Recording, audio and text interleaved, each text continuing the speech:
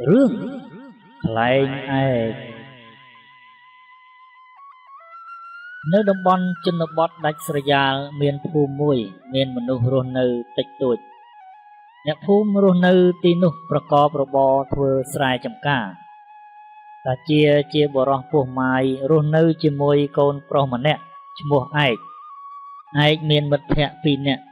ម្នាក់ឈ្មោះខ្លែងនិងម្នាក់ទៀតឈ្មោះមនី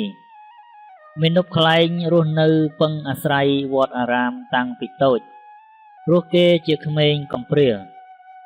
ចំណែកឯមនីវិញគេបានចាកចេញពីភូមិកំណើតមករស់នៅក្នុងវត្តជាមួយខ្លែងដើម្បីបានហាត់រៀនក្បាច់គុនបុរាណជាមួយចាស់ក្នុងភូមិនាយឯកតែងតែបង្ហើរខ្លែងឯកដែលបញ្ចេញសូរសំឡេងយ៉ាងពីរោះរណ្ដំជាល្បែងកម្សាន្តនាងសាវរីនិងសរឹមជាមិត្តភក្តិនឹងគ្នាពួកគេតែងតែទៅមើលខ្លែងដែលមាណពឯកបង្ហើរក្រោយមកតាជាបានស្ដីដណ្ដឹងសាវរីឲ្យឯកជាកូនហើយមិញសំជាម្ដាយសាវរីបានបង្គាប់ឲ្យឯកចូលខ្លួនទៅបម្រើឯកនិងសាវរីក៏កាន់តែមានចិត្តស្រឡាញ់គ្នាយ៉ាងជ្រាលជ្រៅចំណែកមាណពខ្លែងគេមានចិត្តស្រឡាញ់សរឹមហើយបានសារភាពស្នេហ៍ប្រាប់នាងតែសរឹមប្រកែកព្រោះនាងប្រកាន់ថាខ្លែងជាមនុស្សកំព្រារស់នៅក្នុងវត្តអារាមដោយឈឺចិត្តពេកខ្លែងបានចាកចេញពីវត្តទៅរស់នៅជាមួយមនីនៅភូមិកំណើតរបស់មនីថ្ងៃមួយខ្លែងឯករបស់ឯកបានដាច់ខ្សែធ្លាក់ទៅទើលើដំបូលផ្ទះសរឹម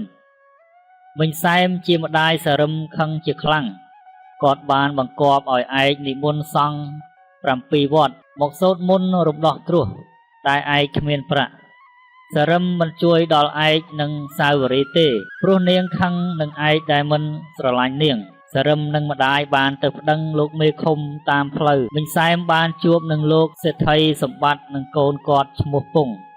លោកសម្បត្តិធានាជួយជ្រោមជ្រែងក្នុងការប្តឹងនាយឯកព្រោះគាត់មានបំណងស្ដីដណ្ដឹងសាវរីឲ្យពងដែរដោយមានការត្រូវរើគ្នារវាងមេឃុំនិងលោកសម្បត្តិឯកត្រូវមេឃុំបង្គាប់ឲ្យសងជំងឺចិត្តមិញសែមជាប្រាក់យ៉ាងច្រើនឯកគ្មានប្រាក់សងគេទេមិញសំក៏បានបណ្ដេញឯកចេញពីផ្ទះមិញសំឆ្លក់វង្វេងនឹងប្រាក់គាត់ក៏បានលើកសាវរីឲ្យពងដែលជាមនុស្សកោងកាចអាងអំណាចទ្រព្យសម្បត្តិរបស់ឪពុកដោយខ្លាចការតាមធ្វើបាបបំបែកបំបាក់ពីសំណាក់ពងទើបឯកបានពង្រត់សាវរីចេញពីភូមិពួកគេបានទៅជួបខ្លែងនិងមនីហើយស្នាក់នៅទីនោះក្រោយមកពងបានតាមវាយធ្វើបាបតាសំបង្ខំឲ្យប្រាប់ពីទីកន្លែងលាក់ខ្លួនរបស់សាវរីនិងឯកមនីបានមកជួយរំដោះតាសំពីដៃរបស់ពងនិងនាយឆើតជាបាវបំរើតាសំបានរួចខ្លួនពីស្លាប់តែមនីត្រូវនាយពងចាប់វាយធ្វើបាបជាខ្លាំងហើយយកទៅឃុំទុកចំណែកសរឹមវិញនាងបានទទួលប្រាក់ពីពងជាឈ្នួលក្នុងការតាមស្វែងរកសាវរីតែសរឹមរកសាវរីមិនឃើញធ្វើឲ្យនាយពងក្រពុលមុខហើយក៏បានចាប់សរឹមរំលោភនៅវាលស្រែមួយក្រោយមកនាយពងក៏ចាប់សាវរីបានដោយបំណងការនេះធ្វើឲ្យឯកខ្វល់ខ្វាយគិតខ្លីប្រុងនឹងទៅតទល់នឹងនាយពងដោយផ្ទាល់តែត្រូវមាណពខ្លែងខាត់ឲ្យគិតវែងឆ្ងាយខ្លែងមានយោបល់ឲ្យឯកបង្ហើរខ្លែងឯកដើម្បីឲ្យអ្នកភូមិដែលធ្វើចំការនៅក្បែរភូមិបានឮសំឡេងខ្លែងហើយគិតថាក្នុងភូមិមានរឿងមិនស្រួលពេលនោះអ្នកភូមិនឹងនាំគ្នាត្រឡប់មកអ៊ូអរក្នុងភូមិវិញហើយឯកនិងខ្លែងក៏មានភាពកក់ក្ដៅក្នុងការរំដោះសាវរីដែរខ្លែងពីសរឹមវិញដោយសារអំពើដ៏លាមករបស់ពងមកលើនាងធ្វើឲ្យនាងអស់សង្ឃឹមជាខ្លាំងហើយប្រុងលោតជ្រោះសម្លាប់ខ្លួនតែត្រូវបានខ្លែងនិងឯកឃើញនិងខាត់នាងតន់ក្រោយពីស្ដាប់មាណពខ្លែងពន្យល់ណែនាំកុំឲ្យគិតខ្លីហើយសរឹមបាននាំឯកនិងខ្លែងទៅផ្ទះពងដើម្បីជួយសាវរីពងនឹងឆើតជាបម្រើតស៊ូប្រយុទ្ធជាមួយឯកនិងខ្លែងតែហាក់ដូចជាចាញ់ដៃទើបនាយឆើតនាំនាយមនីមកក្នុងបំណងគំរាមឯកចៃដន្យល្អក្នុងការប្រយុទ្ធគ្នានោះ សរឹមបានឆ្លៀតឱកាសជួយស្រាយចំណងឲ្យមនីធ្វើឲ្យពងនិងឆើតមិនអាចទប់ទល់នឹងអ្នកទាំង3បានពងបានចាប់សាវរីគំរាមសម្លាប់បើឯកនិងបពពួកមិនដកថយទេនោះក្នុងស្ថានភាពដ៏តឹងតែងពងបានចោលកំបិតខ្លីសម្ដៅខ្លែងតែត្រូវសរឹមរងបណ្ដាលឲ្យនាងរបួសជាទម្ងន់ឆ្លៀតឱកាសនេះពងនិងឆើតបានរត់រកផ្លូវរស់ឯកមនីនិងខ្លែងបានតាមពងទាន់ហើយប្រយុទ្ធគ្នាបន្តពេលដែលពងត្រូវមួយជើងរបស់ខ្លែងហើយដួលក្បែរសរឹមនាងបានដកកំបិតចាក់ពងហើយក៏ស្លាប់ទាំងពីរនាក់ទៅដោយយល់ថាពៀរំងាប់ដោយការមិនចងពៀ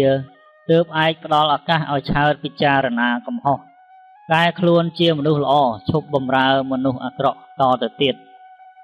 កុំជឿលើជំនឿអន់ថយមិនសមហេតុផលពៀរំងាប់ដោយការមិនចងពៀសាមគ្គីជាកម្លាំងនាំទៅរកជោគជ័យកុំយកកំហឹងទល់កំហល់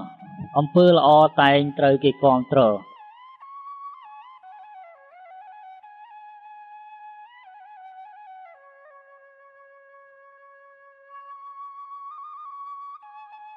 រឿង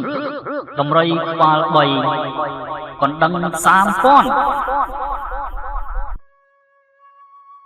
នាសម័យកាលដ៏យូរលង់មកហើយនាក្រុងរាជក្រឹស្នសីមាព្រះបាទព្រហ្មទត្តទ្រង់សោយរាជ្យគ្រប់គ្រងអាណាប្រជានុរាស្ត្រប្រកបដោយទសពិធរាជធម៌ទាំង10ប្រការព្រះអង្គទ្រង់មានព្រះអគ្គមហេសីពីរព្រះអង្គមានព្រះនាមថាបុទុមបុប្ផានិងឆន្ទាព្រះនាងបុទុមបុប្ផាទ្រង់មានព្រះរាជបុត្រមួយអង្គព្រះនាមសូរវង្សនៅក្នុងឆ្នាំថ្មីនេះព្រះនាងទ្រង់មានគភ៌ម្ដងទៀតចំណែកព្រះនាងឆន្ទាជាស្ត្រីមិនមានរាជបុត្រទេតែព្រះនាងមានចិត្តច្រណែនឫស្យាខ្លាំងណាស់ថ្ងៃមួយបានឲ្យតាហោរាមកទស្សទាយពីព្រះនាងបុទុមបុប្ផាដោយសួរថាតើកូនក្នុងផ្ទៃជាប្រុសឬស្រីហោរាទំនាយថ្វាយថាកូនប្រុសនឹងត្រូវឡើងសោយរាជ្យទៀតផងព្រះនាងឆន្ទាគ្រាន់តែបានឮប៉ុណ្ណឹងសេចក្តីច្រណែនក៏ផុសផុលឡើងភ្លាមបន្ទាប់មកក៏ហៅភីលៀងចំណិតម្នាក់មកពិគ្រោះយោបល់ភីលៀងក៏ទូលពីល្បិចកលដើម្បីធ្វើគុតព្រះនាងបុទុមបុប្ផានិងព្រះរាជកុមារព្រះនាងឆន្ទាក៏ក្រាបទូលសុំក្តីអនុញ្ញាតពីព្រះរាជាទៅក្រសាលព្រៃព្រមទាំងបបួលព្រះនាងបុទុមបុប្ផាយាងទៅជាមួយផងដែរព្រះរាជាទ្រង់ប្រោសប្រទានតាមសេចក្តីស្នើសុំព្រមទាំងឲ្យរៀបក្បួនដង្ហែទៅលុះទៅដល់ក្នុងព្រៃឆន្ទាបង្គាប់ឲ្យពលសេនានៅរងចាំនៅមួយកន្លែងរួចក៏នាំព្រះនាងបុទុមបុប្ផានិងភីលៀងចំណិតបេះផ្លែឈើនិងបុប្ផាព្រៃក្រសាលេងលុះទៅដល់មាត់ជ្រោះព្រះនាងឆន្ទាក៏ច្រានទម្លាក់ព្រះនាងបុទុមបុប្ផានិងព្រមទាំងព្រះរាជបុត្រផងដែរប៉ុន្តែព្រះនាងបុទុមបុប្ផានិងព្រះរាជកុមារមិនមានគ្រោះថ្នាក់ទេព្រោះមានកណ្ដាញ់វល់ទ្រដូចជាអង្រឹងព្រះនាងទ្រង់ស្រែកហៅឲ្យគេជួយខ្វោយពេលនោះមានយាយតាអ្នកកាប់អុសជួយសង្គ្រោះរួចយាយតាក៏យកអ្នកទាំងពីរទៅចិញ្ចឹមថែទាំនិងជួយសម្រាលបុត្ររួចយាយតាក៏យកអ្នកទាំងពីរទៅចិញ្ចឹមថែទាំនិងជួយសម្រាលបុត្រឲ្យព្រះនាងបុទុមបុប្ផាសត្វទាំង3អង្គរស់នៅជាមួយយាយតារហូតដល់បុត្រច្បងមានព្រះនាមថាសូរវង្សអាយុ12ឆ្នាំសត្វទាំង3រស់នៅជាមួយតាយាយក្នុងឋានៈជាជនសាមញ្ញបំផុតតាយាយស្រឡាញ់អ្នកទាំងពីរដោយសាច់ឈាមគាត់បង្កើតព្រោះគាត់កំព្រាញាតិនិងពុំដែលមានកូនផងចំណែកព្រះនាងបុទុមបុប្ផាព្យាយាមលាក់ប្រវត្តិរូបជានិច្ចព្រោះភ័យខ្លាចពីសុវត្ថិភាពផ្ទាល់ខ្លួននិយាយពីស្ដេចយក្សមួយឈ្មោះក្រុងក្រៃដែលបានលាប្រពន្ធទាំងមានទម្ងន់ដើម្បីមករៀនមន្តសិលវិជ្ជាការពីព្រះមនីឥសីឥឡូវនេះបានចំនួន18ឆ្នាំហើយនឹងក្រោយពីគេបានចេះចប់នៅក្បួនយុទ្ធសាស្ត្រផ្សេងគេក៏ថ្វាយបង្គំលាព្រះមនីឥសីវិលទៅនគរវិញព្រះមនីឥសីបានជប់នៅដំបងទឹកមួយនិងដំរីក្បាល3មួយជាជំនិះ នៅឯព្រះនគរវិញព្រះមហេសីនិងបុត្រីកេតុសង្វារងចាំមើលផ្លូវអស់កាល18ឆ្នាំដែរលុះបានជួបជុំគ្នាហើយក្រុងក្រៃក៏ប្រគល់ដំរីក្បាល3ឲ្យបុត្រីកេតុសង្វាថែរក្សានិងជិះកំសាន្តក្នុងព្រៃព្រឹក្សាប៉ុន្តែដំរីក្បាល3នេះមានត្រណមមួយយ៉ាងតឹងគឺមិនឲ្យប៉ះពាល់ដល់កណ្ដឹង3000ទេបើមានគេប៉ះកណ្ដឹងនេះនឹងលាន់ឮឥតឈប់ហាក់ដូចជាប្រកាសអាសន្នហេតុនេះបើមានហេតុអ្វីជាភាពអាសន្នប៉ះពាល់ដល់សុខទុក្ខព្រះនាងកេតុសង្វាព្រះនាងគ្រាន់តែប៉ះកណ្ដឹងនេះបន្តិចកណ្ដឹងក៏ឲ្យសញ្ញាទៅដល់សេវកាមាត្រភ្លាមដោយអាស្រ័យនឹងភាពពិសេសនេះទើបក្រុងក្រៃជាបិតាប្រគល់ដំរីនេះឲ្យព្រះនាងជិះលេងម្នាក់ឯងក្នុងព្រៃព្រឹក្សាដោយពុំបាច់មានសេនាតាមជាប្រចាំទេបើគេងាកទៅមើលឯក្រុងរាជក្រឹស្នសីមាព្រះបាទព្រហ្មទត្តតែងរលឹកទៅដល់មហេសីបទុមបុប្ផានិងរាជបុត្រទាំងពីរដែលទ្រង់យល់ថាសូន្យសង្ខារអស់ទៅហើយព្រះអង្គតែងធ្វើបុណ្យដាក់ទានជារឿយៗដើម្បីឧទ្ទិសកុសលទៅក្សត្រទាំង3អង្គថ្ងៃមួយព្រះអង្គបញ្ជាឲ្យគេរៀបចាត់ចែងធ្វើពិធីដាក់ទានជាបាយទឹកនំចំណីនិងសម្ពុតអាវដល់អ្នកទុរគតឯកុមារទាំងពីរតែងមកលេងល្បែងជាមួយក្មេងៗផងគ្នាតាមផ្លូវលុះដឹងថាថ្ងៃស្អែកស្ដេចធ្វើអំណោយទានក៏នាំគ្នាត្រៀមខ្លួនមករាជធានីដើម្បីរងចាំទទួលព្រះរាជអំណោយព្រឹកឡើងគេឃើញក្មេងៗនិងជនទុរគតអ៊ូអរប្រកបដោយទឹកមុខរីករាយគ្រប់គ្នាព្រះករុណាព្រមដោយអគ្គមហេសីឆន្ទាទ្រង់ស្ដេចយាងមកដល់អ្នកទទួលព្រះរាជទានក្មេងចាស់ប្រុសស្រីឈរជាក្រុមយ៉ាងមានរបៀបរៀបរយកុមារទាំងពីរក៏មានមុខនៅទីនោះដែរព្រះនាងឆន្ទាយកខោអាវមកចែកឲ្យពួកកុមារនិយាយពីកុមារបងលុះឃើញព្រះនាងឆន្ទាទ្រង់មានអំពរផុសត្រាស្អាតឆើតឆាយគេក៏ហាក់ដូចជាស្រមៃនឹកឃើញកាលនៅពីតូចឃើញម្ដាយស្លៀកពាក់បែបនេះដែរលុះព្រះនាងឆន្ទាមកដល់មុខគេហាក់ដូចជាភាំងស្មារតីលែងគិតពីអំណោយអ្វីទាំងអស់គេបែរជាចាប់ព្រះហស្ថព្រះនាងជាប់ដោយក្តីសប្បាយតាមសភាវគតិក្មេងព្រះនាងក្រេវក្រោធជាខ្លាំងក៏បញ្ជាឲ្យគេចាប់ក្មេងទាំងពីរយកទៅឃុំឃាំងដោយនឹកម្ដាយនិងយាយតាខ្លាំងពេកក្មេងទាំងពីរក៏យំស្រែកអង្វរសុំឲ្យគេដោះលែងប៉ុន្តែមិនមាននរណាមួយហ៊ានដោះលែងឡើយបើគ្មានបញ្ជាពីព្រះនាងឆន្ទានោះដូច្នេះត្រូវតែជាប់នៅក្នុងទីឃុំឃាំងមួយរយៈសិនបន្ទាប់មកព្រះបាទព្រហ្មទត្តទ្រង់ជ្រាបថានៅអាណាចក្រព្រះចៅក្រុងក្រៃមានដំរីក្បាល3មួយនិងមានស្រីរូបស្អាតដូចទេពអប្សរជិះលើក្បាលទៀតព្រះរាជាទ្រង់ឲ្យគេនាំកុមារទាំងពីរមកគាល់រួចត្រាស់ថាបើអ្នកទាំងពីរនាក់អាចទៅចាប់ដំរីក្បាល3បាននឹងបានរួចទោស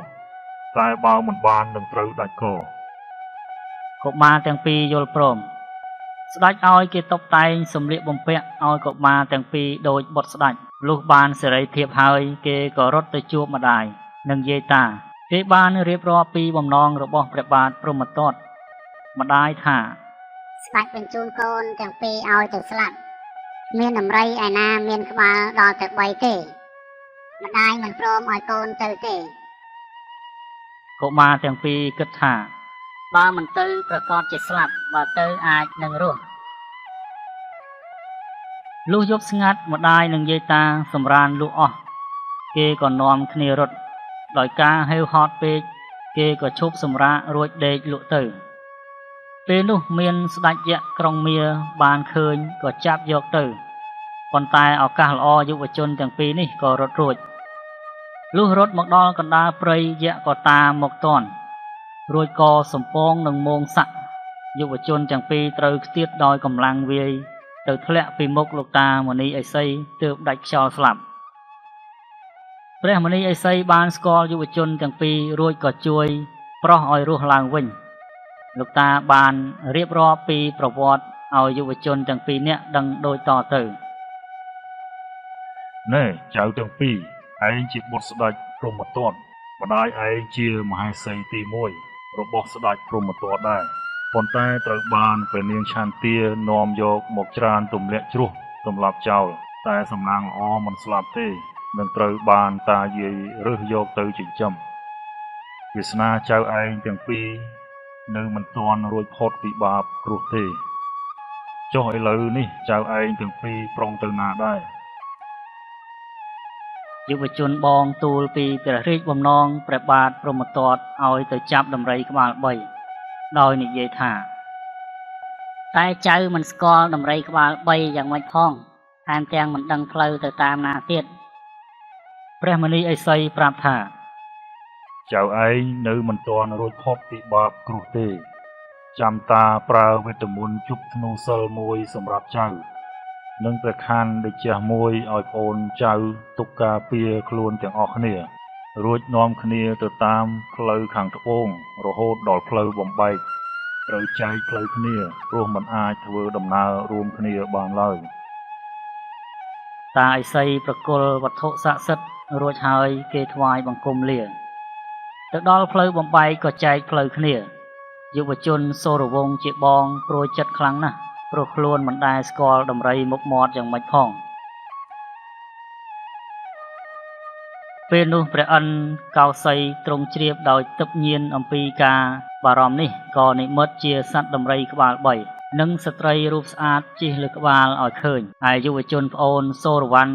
ក៏ចេញទៅតាមផ្លូវមួយសូរវង្សធ្វើដំណើរបន្តិចទៅក៏បានជួបនឹងព្រះនាងកេតុសង្វាជាម្ចាស់ដំរីក្បាល3កំឡោះក្រមុំផ្ដោះផ្ដងពាក្យស្នេហាបន្តិចក៏ផ្ដើមយល់ចិត្តគ្នាទៅវិញទៅមកសូរវង្សមានបំណងចង់ឃើញដំរីព្រះនាងកេតុសង្វាក៏នាំទៅបង្ហាញសូរវង្សសប្បាយចិត្តណាស់ព្រោះត្រូវបំណងរួចទៅអង្អែលដំរី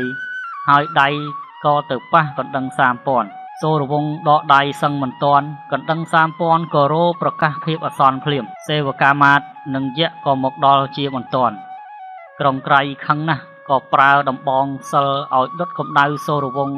ក្រហល់ក្រហាយរងទុក្ខវេទនាជាខ្លាំងនៅក្នុងព្រៃចំណែកសូរវណ្ណជាប្អូនរបស់សូរវង្សបានចេញទៅតាមផ្លូវមួយផ្សេង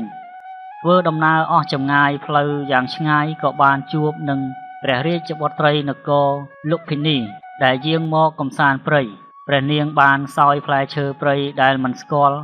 ហើយក៏ពលលែងដឹងព្រះកាយពួកបរិវារបានដង្ហែព្រះនាងចូលនគរវិញសូរវណ្ណបានធ្វើដំណើរតាមគេទៅដែរព្រះចៅលុភិនីត្រាស់សួរសូរវង្សថាខ្លួនគេជានរណាក្រោយពីទ្រង់បានជ្រាបដំណើររឿងខ្លះៗរបស់យុវជននោះហើយព្រះចៅក៏អនុញ្ញាតឲ្យសូរវណ្ណចូលព្យាបាលបន្សាបជាតិពលពីព្រះនាងច័ន្ទកេសីព្រះចៅបានសន្យាថាបើសូរវណ្ណព្យាបាលឲ្យបុត្រីច័ន្ទកេសីដឹងស្មារតីឡើងវិញបានព្រះចៅនឹងប្រទានបុត្រីនេះឲ្យជាភរិយាទៀតផងព្រះនាងច័ន្ទកេសីត្រូវបានព្យាបាលឲ្យដឹងព្រះស្មារតីហើយព្រះចៅទ្រង់មិនភ្លេចពាក្យសន្យាទេដោយបានរៀបចំពិធីផ្សំផ្គុំអ្នកទាំងពីរនេះក្រោយមកព្រះអង្គម្ចាស់សូរវណ្ណបាននាំព្រះនាងច័ន្ទកេសីត្រឡប់ទៅរកម្ដាយនិងតាយាយលុះទៅដល់ពាក់កណ្ដាលផ្លូវក៏ឈប់សម្រាកយកកម្លាំងប៉ុន្តែនៅពេលនោះស្រាប់តែព្រះខ័នតេជះកម្រើកញ័រហាក់ជាប្រភ្នូលថាមានហេតុមិនល្អកើតឡើងទាំងពីរនាក់ក៏ស្រាប់តែបានឮសំឡេងស្រែកឲ្យជួយគេក៏ដើរទៅរកម្ចាស់សំឡេងក៏ស្រាប់តែឃើញសូរវង្សជាបងកំពុងត្រូវមន្តសិលរបស់យក្សក្រុងក្រៃដែលធ្វើឲ្យក្រហល់ក្រហាយអន្ទះអន្តែងទ្រាំមិនបានសូរវណ្ណក៏ប្រើតេជះព្រះខ័នបន្សាបឥទ្ធិពលរបស់ក្រុងក្រៃបានភ្លាមនោះក្រុងក្រៃក៏មកដល់ឆាកប្រយុទ្ធស៊ីសាច់ហត់ឈាមក៏កើតឡើងប៉ុន្តែដោយឥទ្ធិពលធ្នូសិលរបស់សូរវង្សនិងតេជះព្រះខ័នសូរវណ្ណរួមគ្នាក៏ធ្វើឲ្យក្រុងក្រៃចុះចាញ់តែម្ដងយក្សក្រុងក្រៃអង្វរសុំឲ្យព្រះអង្គម្ចាស់ទាំងពីរទុកជីវិតសុខចិត្តប្រគល់ដំរីក្បាល3កណ្ដឹង3000ព្រមទាំងលើកបុត្រីកេតុសង្វាទៅឲ្យយុវជនសូរវង្សទៀតផងដោយមានការជួយអង្វរករពីបុត្រីកេតុសង្វាយុវជនទាំងពីរក៏ព្រមសន្តោសប្រោះប្រណីដល់ក្រុងក្រៃបន្ទាប់មកក្បួនដង្ហែព្រះចៅក្រុងក្រៃនិងយុវជនទាំងពីរត្រឡប់ចូលព្រះរាជធានីព្រះចៅក្រុងក្រៃទ្រង់គោរពព្រះកិច្ចសន្យារបស់ព្រះអង្គឥតមានខ្លែងព្រះអង្គក៏ទ្រង់រៀបពិធីផ្សំផ្គុំរវាងយុវជនសូរវង្ស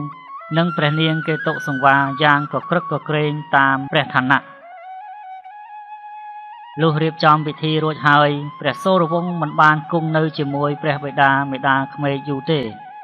ដោយទ្រង់នឹករលឹកទៅដល់មេដានិងយាយតាដូច្នេះព្រះសូរវង្សនិងព្រះសូរវណ្ណក៏ទៅសូមព្រះរាជជាអនុញ្ញាតពីព្រះចៅក្រុងក្រៃដើម្បីវិលទៅរកជួបជុំមេដានិងតាយាយវិញព្រះចៅអនុញ្ញាតហើយក៏ឲ្យគេរៀបតុបតែងដំរីក្បាល3កណ្ដឹង3000សម្រាប់ស្ដេចទាំង4អង្គព្រឹកស្អែកឡើងក្សត្រទាំង4អង្គព្រមទាំងព្រះនាងបុទមបុប្ផាផងបានធ្វើដំណើរទៅវាំងព្រះបាទព្រហ្មទត្តព្រះនាងបុទមបុប្ផាគង់លើក្បាលកណ្ដាលព្រះនាងច័ន្ទកិសីគង់លើក្បាលខាងស្ដាំព្រះនាងកេតុសង្វាគង់លើក្បាលដំរីឆ្វេងឯព្រះសូរវង្សនិងព្រះសូរវណ្ណជាងអមដំរីឯតាយាយដើរតាមក្រោយរួមដោយអ្នកជិតខាងដែលធ្លាប់ស្រឡាញ់រាប់អានព្រះនាងបុទមបុប្ផាលោកមហាមន្ត្រីបានទូលព្រះរាជាថាកុមារទាំងពីរឥឡូវនេះធំអស់ហើយដែលព្រះអង្គបញ្ជាឲ្យទៅចាប់ដំរីក្បាល3ឥឡូវនេះបាននាំយកដំរីនោះមកថ្វាយព្រះបាទព្រហ្មទត្តទ្រង់មានសេចក្តីត្រេកអរខ្លាំងព្រោះមិននឹកស្មានថាបានសម្រេចពេលព្រះញាតិវង្សបានជួបជុំគ្នាហើយព្រះចៅទ្រង់ជ្រាបនៅការពិតដែលនាំឲ្យបែកបាក់ព្រាត់ប្រាសដូច្នេះដល់ពេលដែលព្រះចៅទ្រង់ជំរះបញ្ជីជាមួយព្រះនាងឆន្ទាគឺត្រូវយកព្រះនាងឆន្ទាព្រមទាំងអ្នករួមគំនិតទៅប្រហារជីវិតឯព្រះសូរវង្សនិងព្រះនាងកេតុសង្វាត្រូវយាងត្រឡប់ទៅនគរព្រះបិតាក្មេកដើម្បីទទួលរាជសម្បត្តិគ្រប់គ្រងអាណាប្រជានរាស្ត្រតាំងពីពេលនោះទៅហោង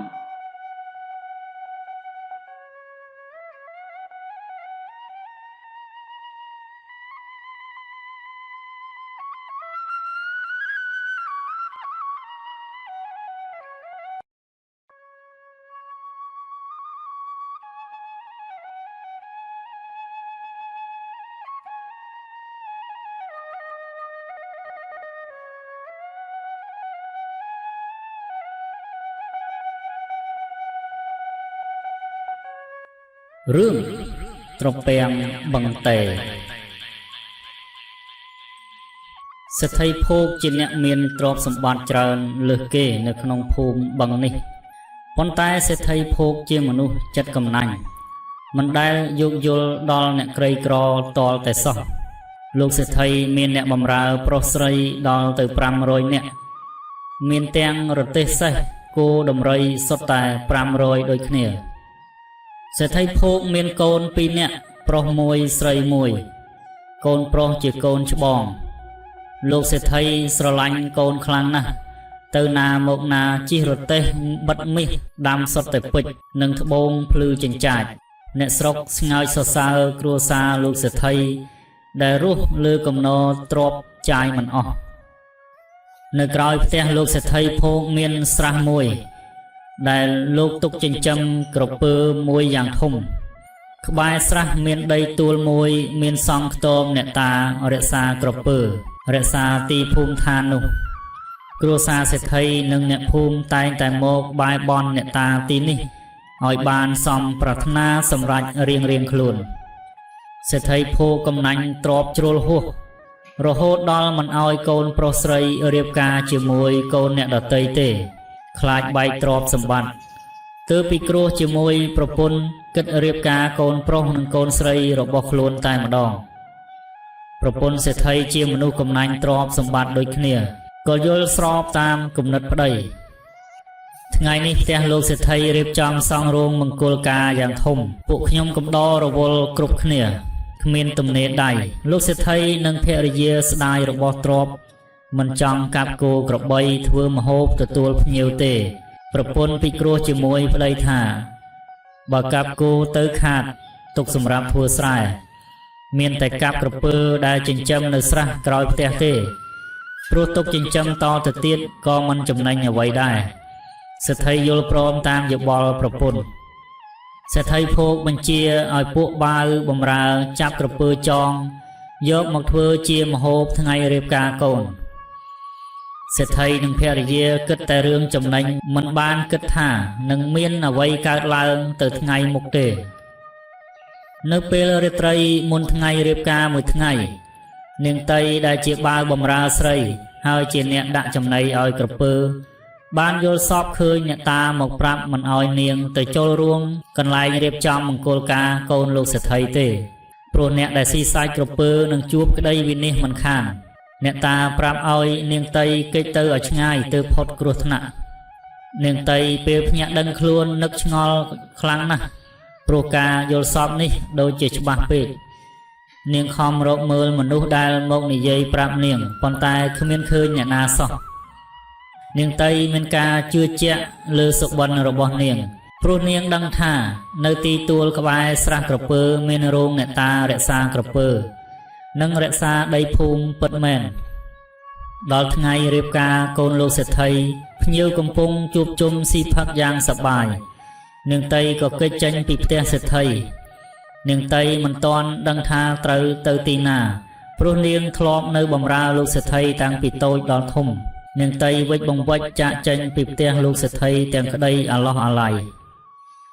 គ្រាន់តែនាងតីចេញទៅផុតបានមួយសន្ទុះទីកន្លែងរៀបមង្គលការដែលមានភ្ញៀវកុះកស្រាប់តែកើតហេតុចម្លែកអស្ចារ្យគឺហាក់ដូចដីប្រេះស្រូបយកផ្ទះសេដ្ឋីនិងអ្នកដែលមកស៊ីការទាំងអស់ចូលទៅក្នុងដីបាត់គ្មានសល់ម្នាក់នាងតីបានដឹងរឿងរ៉ាវទាំងអស់នេះមានចិត្តស្រណោះដល់កូនលោកសេដ្ឋីទាំងពីរខ្លាំងណាស់នាងតីនឹកដល់គុណអ្នកតាដែលមកពន្យល់សពនាងឲ្យជៀសផុតគ្រោះភ័យ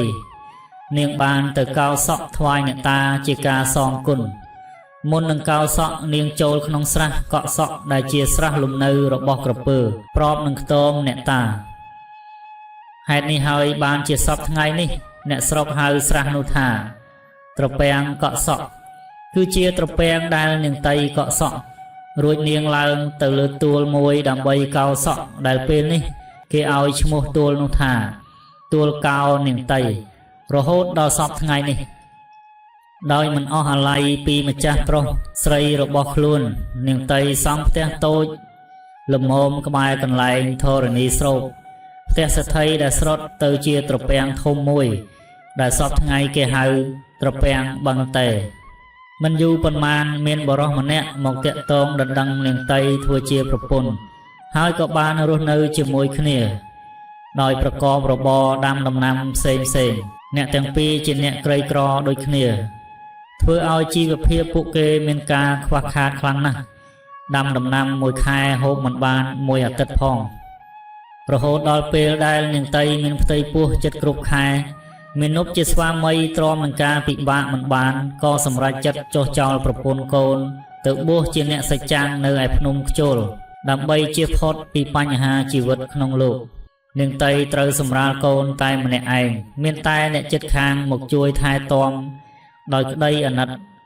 នាងតីខំរកស៊ីចិញ្ចឹមកូនយ៉ាងលំបាកចាប់ពីថ្ងៃនោះមកនាងមិនដែលឮដំណឹងប្តីសោះនាងនិងអ្នកភូមិបានដាក់ឈ្មោះកូនប្រុសនោះថាបុត្រកុមារ13ឆ្នាំកន្លងផុតទៅកូនប្រុសនាងតីធំដឹងក្តីគេសួរម្ដាយថាឪពុករបស់គេជាអ្នកណានៅឯណានាងតីក៏ប្រាប់កូនតាមត្រង់ថាឪពុកកូនទៅបួសចម្រើនភាវនាឯភ្នំខ្ជុលបើកូនចង់ទៅជួបត្រូវតែដើរស្វែងរកក្នុងព្រៃនោះទៅពេលជួបហើយនិយាយប្រាប់រឿងដើមរបស់ម្ដាយទើបឪពុកកូនស្គាល់បុត្រកុមារដើរអស់ពេលយ៉ាងយូរក្នុងព្រៃទើបប្រទះឃើញតាបោះមួយអង្គគង់ភាវនានៅក្រោមដើមឈើលើផែនថ្មមួយផ្ទាំងធំកុមារប្រាប់រឿងខ្លួនកំពុងស្វែងរកឪពុកឲ្យតាបោះស្ដាប់តាបោះមិនទាន់ជឿថាជាកូនរបស់ខ្លួនក៏តាំងអធិដ្ឋានថាបើកុមារនេះជាកូនរបស់ខ្ញុំមែនពេលដែលខ្ញុំទះកុមារមួយដៃសូមឲ្យកុមារអណ្ដែតមកនៅលើស្មារបស់ខ្ញុំពេលតាបោះទះកុមារស្រាប់តែកុមារអណ្ដែតមកនៅលើស្មារបស់តាបោះទើបលោកជឿថាជាកូនពិតមែន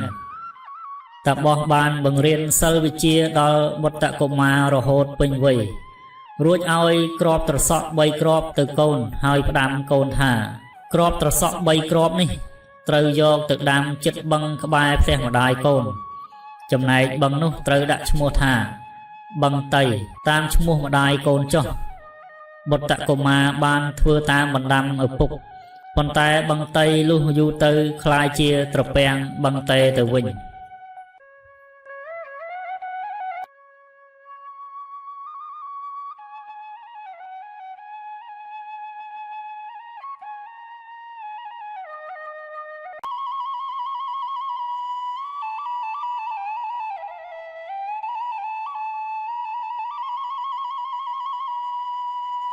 រឿងត្រីទឹកមាស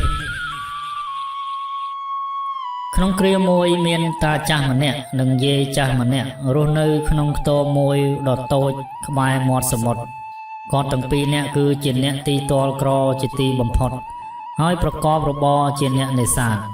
ថ្ងៃមួយតាចាស់ទាញយកសំណាញ់ដែលហាលនៅមុខខ្ទមពន់លើស្មាធ្វើដំណើរសំដៅទៅសមុទ្រពេលទៅដល់គាត់ក៏ចាប់ផ្ដើមបង់សំណាញ់នោះទៅក្នុងសមុទ្រអស់ជាច្រើនដងតែគ្មានបានទទួលលទ្ធផលអ្វីសោះឡើយដោយការព្យាយាមគាត់ក៏បន្តការនេសាទរបស់គាត់តទៅទៀតតែគ្មានចាប់បានត្រីមួយណាសោះឡើយព្រះសូរិយាចេះតែបន្ទាបខ្លួនបន្តិចម្ដងលាចាកលោកស្ទើរតែបាត់រង្វង់ភ័ក្រកប់ទៅក្នុងជើងមេឃដ៏ងងឹតនៅឯនាយសមុទ្រតាយើងក៏កើតក្តីអស់សង្ឃឹមនឹងរបរចិញ្ចឹមជីវិតរបស់ខ្លួនគាត់ក៏ចាប់ផ្ដើមរៀបសំណាញ់ដើម្បីបង់ជាលើកចុងក្រោយទាំងទឹកមុខមួម៉ងពេលតាចាស់ទាញសំណាញ់ឡើងមកលើគោកស្រាប់តែឃើញត្រីមួយធំល្មមនៅក្នុងសំណាញ់បញ្ចេញកាំរស្មីចែងចាំងផ្លេកនៅពីមុខគាត់ត្រីនេះចម្លែកអស្ចារ្យណាស់ព្រោះវាមានពណ៌មាសតាចាស់អណាស់ក៏ភ្លាត់មាត់ឡើងថាត្រីមាសបានអង្វរតាចាស់ឲ្យទុកជីវិតដោយនិយាយថាអូតាដ៏មានចិត្តសប្បុរសអើយតើមានចិត្តអាណិតដល់ខ្ញុំដែរឬអីសូមតាលែងខ្ញុំទៅក្នុងទឹកសមុទ្រវិញចុះខ្ញុំនឹងសន្យាថាជូននៅវត្ថុណាដែលមានតម្លៃដល់តាចាស់ភ្ញាក់ព្រឺតនឹងសម្ដីរបស់ត្រីនេះព្រោះតាំងពីក្មេងរហូតដល់សក់ស្កូវគាត់មិនដែលបានឃើញត្រីណាចេះនិយាយដូចមនុស្សយ៉ាងនេះទេទើបតែពេលនេះគាត់បានឃើញត្រីដ៏ចម្លែកនេះចេះនិយាយភាសាមនុស្សអង្វរគាត់ទើបគាត់មានចិត្តអាណិតអាសូរហើយចាប់លើកត្រីនោះថ្នមចេញពីសំណាញ់ដោយប្រុងប្រយ័ត្នព្រមទាំងបន្លឺថាសូមឲ្យទេវតាជួយថែរក្សាអ្នកអូត្រីមាសអើយខ្ញុំគ្មានបំណងអ្វីនឹងចាប់អ្នកទេគាត់ក៏លែងត្រីមាសនោះទៅក្នុងទឹកវិញព្រមទាំងនិយាយថាសូមអ្នកហែលឲ្យឆ្ងាយពីទីនេះដោយក្តីរីករាយតាចាស់ក៏រៀបចំសំណាញ់ពន់លើស្មាធ្វើដំណើរត្រឡប់មកខ្ទមកំសត់វិញដោយគ្មានអ្វីផ្ញើប្រពន្ធឡើយព្រមទាំងនិយាយរឿងរ៉ាវដ៏ចម្លែកទាំងអបាលមានឲ្យប្រពន្ធគាត់ស្ដាប់យាយចាស់ស្រែកឡើងថាតាឯងអីក៏ភ្លើម្លេះម្ដេចក៏មិនសុំរបស់របរបន្តិចបន្តួចពីត្រីនោះមកប្រើប្រាស់ខ្លះតាឯងឃើញទេពាងទឹកយើងទាំងពីរវាចាស់ណាស់ទៅហើយហេតុអ្វីក៏មិនសុំត្រីនោះឲ្យជួយរកពាងទឹកថ្មីឲ្យផងតាចាស់ឥតស្រដីអ្វីទាំងអស់គាត់ក៏ខំដើរត្រឡប់ទៅសមុទ្រវិញហើយក៏ស្រែកយ៉ាងខ្លាំងថាត្រីមាសអើយត្រីមាសមកទីនេះជួបខ្ញុំមួយផ្លែតគាត់ខំប្រឹងស្រែកយ៉ាងនេះស្រែកហើយស្រែកទៀតនៅទីបំផុតត្រីមាសបានមកជួបគាត់ហើយត្រីមាសសួរថាតើតាចង់បានអ្វីពីខ្ញុំតាចាស់ក៏ឆ្លើយតបទៅវិញថាប្រពន្ធខ្ញុំខឹងនឹងខ្ញុំខ្លាំងណាស់ឥឡូវនេះគាត់បានប្រើខ្ញុំឲ្យមកទីនេះសុំពាងទឹកថ្មីមួយគូពីអ្នកត្រីឆ្លើយថាសូមតាកុំខ្វល់ខ្វាយក្នុងចិត្តពេកទេវតានឹងជួយផ្ដល់ពាងទឹកថ្មីមួយគូដល់អ្នកឥឡូវនេះហើយសូមតាវិលត្រឡប់ទៅផ្ទះវិញចុះនិយាយផុតពីមាត់ត្រីមាសក៏បាត់ទៅវិញភ្លាមហើយតាចាស់ក៏វិលត្រឡប់មកខ្ទមវិញពេលមកដល់គាត់ក៏ឃើញពាងទឹកថ្មីមួយគូនៅក្នុងផ្ទះគាត់ប៉ុន្តែយាយចាស់មិនសប្បាយចិត្តទេព្រោះគាត់ជាមនុស្សរអ៊ូរទាំនិងលោភលន់គាត់ក៏និយាយទៅកាន់ប្តីទាំងសម្ដីគំរោះគំរើយថាឯងអីក៏មនុស្សល្ងងម្លេះតើយកពាងទឹករបៀបនេះមកប្រើបានប្រមាណថ្ងៃរួចហើយក៏ស្រែកបញ្ជាតាចាស់ថាទៅប្រាប់ត្រីម្ដងទៀតថាឲ្យផ្ទះថ្មីមួយមកព្រោះខ្ទមយើងនេះចាស់ណាស់នឹងរស់នៅតទៅទៀតមិនកើតទេតាចាស់អត់មានឆ្លើយតបអ្វីទាំងអស់គាត់ក៏ដើរយ៉ាងល្វើយល្វន់ត្រឡប់ទៅសមុទ្រវិញនៅពេលនោះទឹកសមុទ្រប្រែពណ៌ទៅជាល្អក់ជាងពីកាលមុនពេលទៅដល់មាត់សមុទ្រគាត់ក៏ស្រែកហៅហើយហៅទៀតរហូតទាល់តែត្រីនោះមកជួបគាត់ហើយសួរគាត់ថាតើមានហេតុការណ៍អ្វីកើតឡើងទៀតហើយលោកតាចាស់ឆ្លើយថាប្រពន្ធខ្ញុំនៅតែខឹងនឹងខ្ញុំទៀតហើយឥឡូវនេះគាត់បង្ខំខ្ញុំឲ្យមកសុំផ្ទះថ្មីពីអ្នកត្រីមាសឆ្លើយឡើងថា កុំខ្វល់ចិត្តខ្លាំងពេកសូមលោកតាត្រឡប់ទៅផ្ទះវិញសិនចុះទេវតានឹងជួយលោកតាតាមបំណងរបស់លោកតាចង់បានតាចាស់សប្បាយចិត្តណាស់ក៏ត្រឡប់ទៅផ្ទះគាត់វិញពេលទៅដល់គាត់មិនឃើញខ្ទមចាស់របស់គាត់ទេប៉ុន្តែបែរជាឃើញផ្ទះដ៏ថ្មីមួយឈរជំក្រឹងនៅពីមុខគាត់នៅក្នុងផ្ទះនោះមានបន្ទប់ជាច្រើនផ្ទះនោះធ្វើពីឥដ្ឋដុសព័ទ្ធជុំវិញទៅដោយដើមឈើខ្ពស់ៗសួនស្មៅនិងសួនឧស្សាហ៍ព្រមទាំងឃើញយាយចាស់ដែលជាប្រពន្ធគាត់កំពុងអង្គុយនៅក្បែរបង្អួចផ្ទះនោះផងពេលយាយក្រឡេកឃើញតាដើរជិតមកដល់ផ្ទះតាមប្រឡោះបង្អួចយាយក៏និយាយទៅកាន់តាថា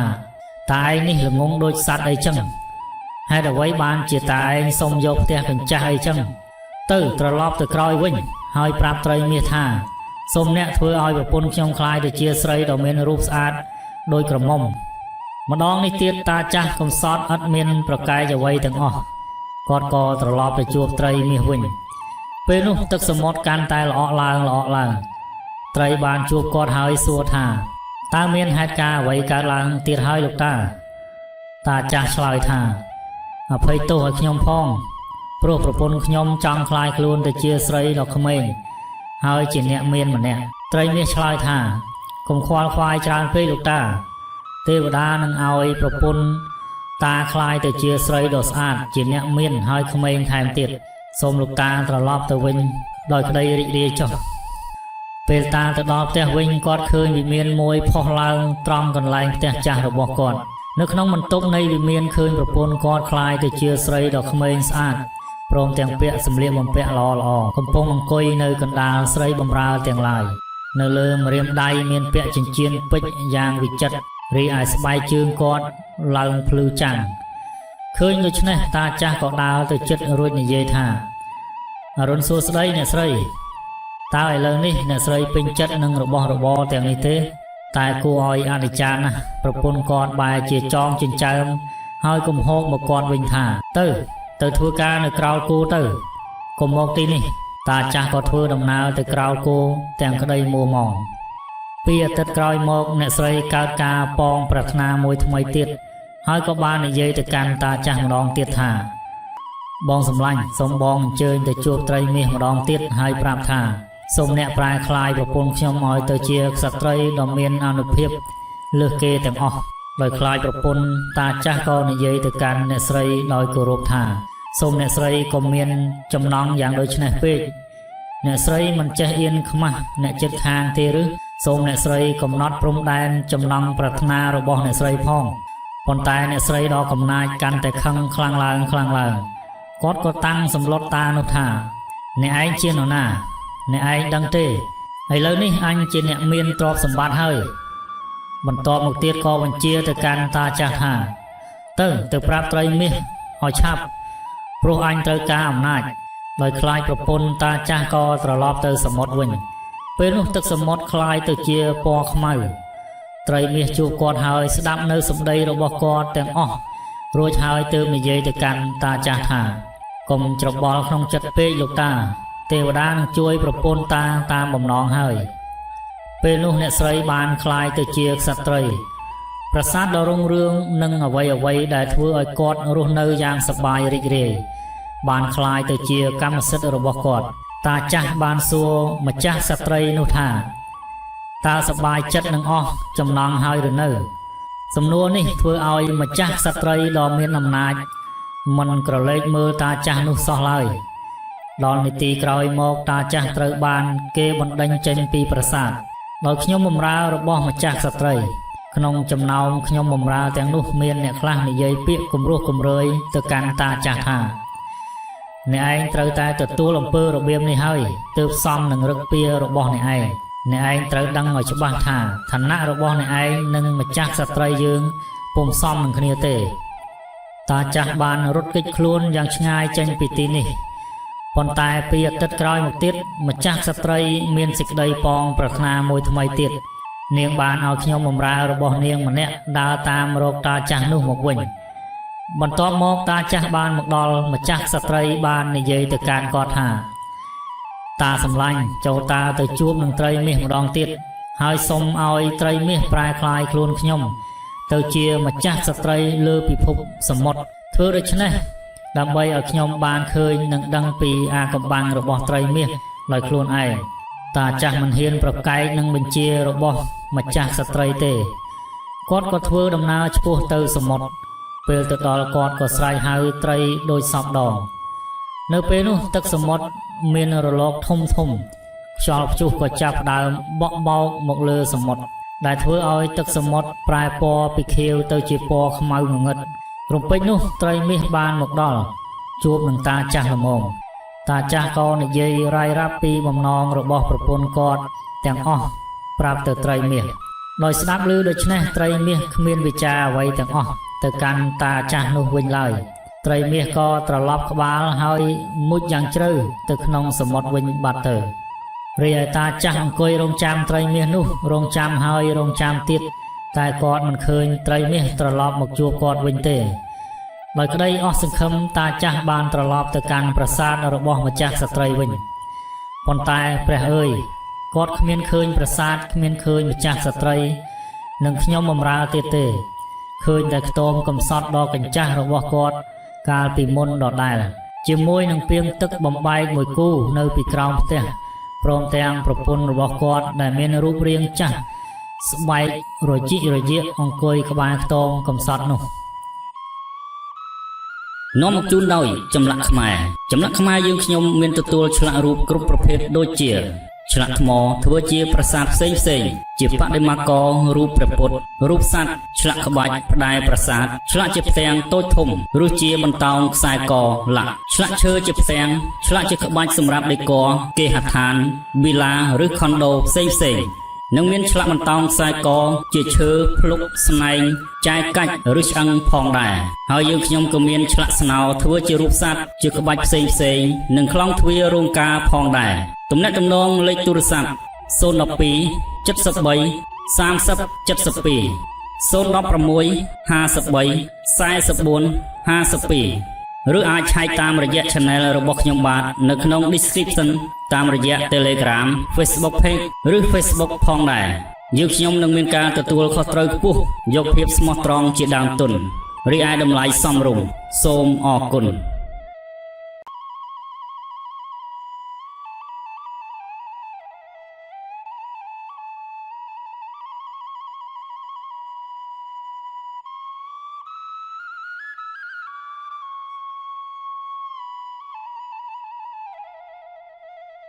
រឿងទុំទាវនៅវត្តវិហារធំក្នុងខេត្តបាល់ភ្នំមាននេនពីរអង្គមួយអង្គនាមទុំមួយអង្គនាមពេជ្រអ្នកទាំងពីរស្រឡាញ់គ្នាដូចបងប្អូនហើយតែងនាំគ្នាធ្វើតោកលក់ជាធម្មតានេនទុំមានទាំងរូបសម្បត្តិបានទាំងវោហារទាំងសម្លេងទៀតផងឯវិជាមន្តអាគមអូមអាមក៏ចេះចាំយ៉ាងស្ទាត់ចំណែកនេនពេជ្រពូកែខាងផ្លុំប៉ៃណាស់ដែរខែរងាមកដល់នេនទាំងពីរអបសុកបានបបួលគ្នាលាលោកគ្រូផ្ទុកតោកក្នុងរទេះនាំទៅលក់នៅស្រុកឆ្ងាយនេនដើរលក់ហោហែដល់ខេត្តត្បូងឃ្មុំគ្រប់ទីកន្លែងដែលនេនទៅដល់រូបសម្បត្តិនិងសម្លេងរបស់ទុំបានទាក់ទាញប្រជាជនឲ្យចោមរោមស្រឡាញ់រាប់អានជួនជាពេលនោះនាងនោដែលជាស្រីបម្រើនាងទាវ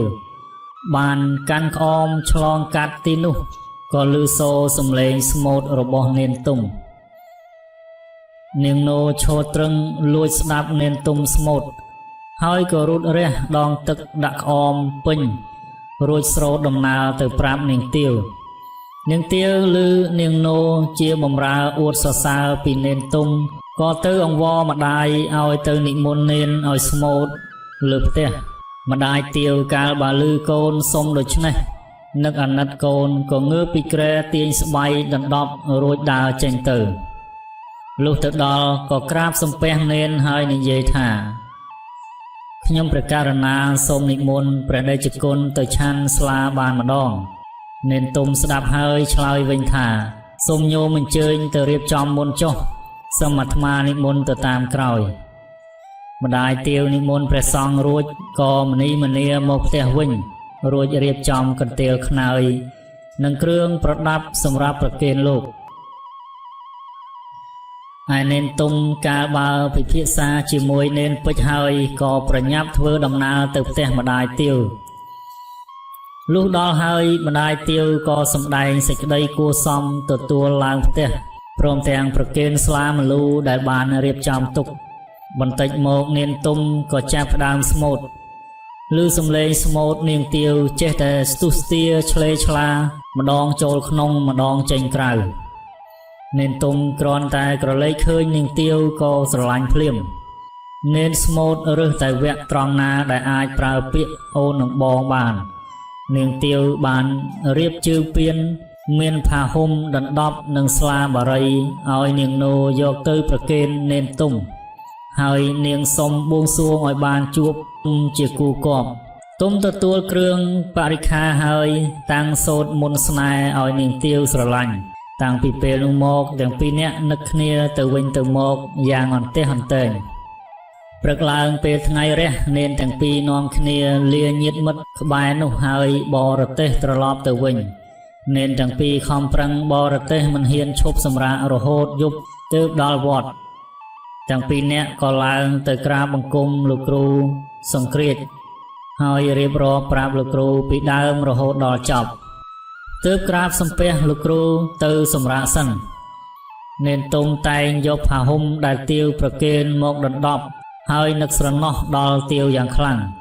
ទ្រាំស្ថិតនៅភ្នោះលែងបានទុំក៏ទៅសុំលោកគ្រូសឹកលោកគ្រូគូសលេខអត្តគុណគូពីជោគជតារិស័យសិស្សឃើញទុំមានទំនាយត្រូវធ្លាក់គ្រោះមរណៈលោកបានខត់ទុំឲ្យពន្យាពេលសឹករហូតដល់ខែពិសាហើយពេជ្រលោកអនុញ្ញាតឲ្យសឹកភ្លាមបានដោយការទុកព្រោះមិនបានសឹកទុំក៏យកទៀនធូបទៅប្រកាសសឹកម្នាក់ឯងក្បែរដំបូកមួយសឹករួចទុំទៅសុំទោសគ្រូហើយមកលាម្ដាយធ្វើដំណើរទៅត្បូងឃ្មុំដោយមានពេជ្រកំដរផងពេជ្រនឹងទុំខិតខំធ្វើដំណើរទៅមុខទោះថ្ងៃក្តៅយ៉ាងណាក៏មិនហ៊ានឈប់សម្រាកដែរវេលាយប់មកដល់អ្នកទាំងពីរតែងឡើងដេកលើប្រគៀបឈើទាំងចិត្តព្រួយបារម្ភខ្លាចសត្វសាហាវគ្រប់ពេលម្យ៉ាងទុំនឹកឃើញថាការតស៊ូរបស់ខ្លួនដើម្បីស្រីបែបនេះហាក់ដូចមិនសមរម្យសោះមកដល់ត្បូងឃ្មុំទុំនិងពេជ្រនាំគ្នាទៅស្នាក់នៅផ្ទះម្ដាយធររបស់ខ្លួនហើយអុកញ៉ាអជូនចៅវាយស្រុកខេត្តត្បូងឃ្មុំបានស្រស់ស្រួលនឹងភរិយាឲ្យអ្នកផ្លូវទៅចែចៅដណ្ដឹងនាងទាវឲ្យមើលងួនដែលជាកូនម្ដាយនាងទាវសប្បាយចិត្តណាស់នាំដំណឹងប្រាប់នាងទាវថាគាត់បានសម្រេចចិត្តលើកនាងឲ្យមើលងួនហើយឮដូចនេះនាងទាវប្រកែកយ៉ាងតឹងមាត់មិនយល់ព្រមតែម្ដាយនាងបានទាញយកពាក្យទំនៀមទម្លាប់គឺនំមិនធំជាងនាឡមកបង្ខំនាងជាច្រើនថ្ងៃក្រោយមកដំណឹងស្ដីពីការស្ដីដណ្ដឹងនេះក៏លេចលឺទៅដល់ទុំបណ្ដាលឲ្យបណ្ឌិតព្រួយចិត្តជាខ្លាំងល្ងាចមួយទុំបានដើរមកកាន់ផ្ទះនាងទាវពេលនោះជួនជាម្ដាយនាងទាវមិននៅផ្ទះហើយនាងបានឃើញទុំឈររានាងទាវក៏ប្រើនាងនោឲ្យមកនាំទុំឡើងទៅលើផ្ទះទុំនិងទាវបានឱកាសនិយាយផ្ដោះផ្ដងគ្នាទៅវិញទៅមកអ្នកទាំងពីរស្បត់ស្បែកសន្យាស្មោះត្រង់នឹងគ្នាហើយក៏បដូរខ្លួនប្រាណដោយនាងនោជាអ្នកជួយលាក់លៀមលុះម្ដាយនាងទាវមកដល់ផ្ទះទុំបានដោះសារថាខ្លួនទើបមកដល់ក្នុងបំណងរកទិញគោនិងសេះម្ដាយនាងទាវរុះរាយរាក់ទាក់ទទួលបណ្ឌិតទុំនិងពេជ្រឲ្យស្នាក់នៅលើផ្ទះរបស់ខ្លួនតាមត្រូវការទុំតែងឆ្លៀតឱកាសស្ងាត់បន្តស្នេហាលបលាក់នឹងនាងទាវហើយមើលងួនតែងតែចេញចូលផ្គាប់ចិត្តនាងទាវអត់លួសថ្ងៃដែរព្រោះពុំបានដឹងរឿងរបស់នាងឡើយសម័យកាលនោះមានស្ដេចព្រះនាមព្រះបាទរាមាជើងព្រៃទ្រង់ឮល្បីថាបណ្ឌិតទុំនិងពេជ្រពូកែស្មូតនិងផ្លុំបទភ្លេងពីរោះជក់ចិត្តណាស់ពេលនោះគេឈ្មោះពេជ្រនិងទុំល្បីរន្ទឺទៅដល់រដ្ឋធានីលង្វែកទ្រង់ក៏បានចាត់រាជបម្រើឲ្យមកនាំយុវជនទាំងពីរទៅកាន់ទីក្រុងក្រោយមកទៀតស្ដេចមានបំណងចង់បានស្ត្រីរូបល្អជាអគ្គមហេសី រាជអាមាត្យបានដើរស្វែងរកគ្រប់ទីកន្លែងមិនប្រទះឃើញនារីណាមានរូបល្អសោះលុះមកដល់ត្បូងឃ្មុំទើបអ្នកបម្រើបានរកឃើញនាងទាវតែម្នាក់គត់នាំយកទៅថ្វាយព្រះរាជានៅតាមផ្លូវធ្វើដំណើរនាងទាវមិនស្ងប់ចិត្តឡើយក្នុងចិត្តទាវចំបែងរកទុំជានិច្ចប៉ុន្មានថ្ងៃកន្លងទៅម្ដាយនិងកូនក៏មកដល់រាជវាំងព្រឹកឡើងព្រះអង្គក៏យាងទៅរាជវាំងឯម្ដាយទាវក៏នាំកូនចូលគាល់ព្រះអង្គស្ដេចក៏ប្រតិយនឹងនាងទាវណាស់ទ្រង់ត្រាស់ឲ្យហៅទុំមកច្រៀងថ្វាយលើកសរសើរសម្រស់នាងទុំទទួលព្រះរាជបញ្ជាហើយដើរអោនកាយចូលមកអង្គុយស្រួលបួល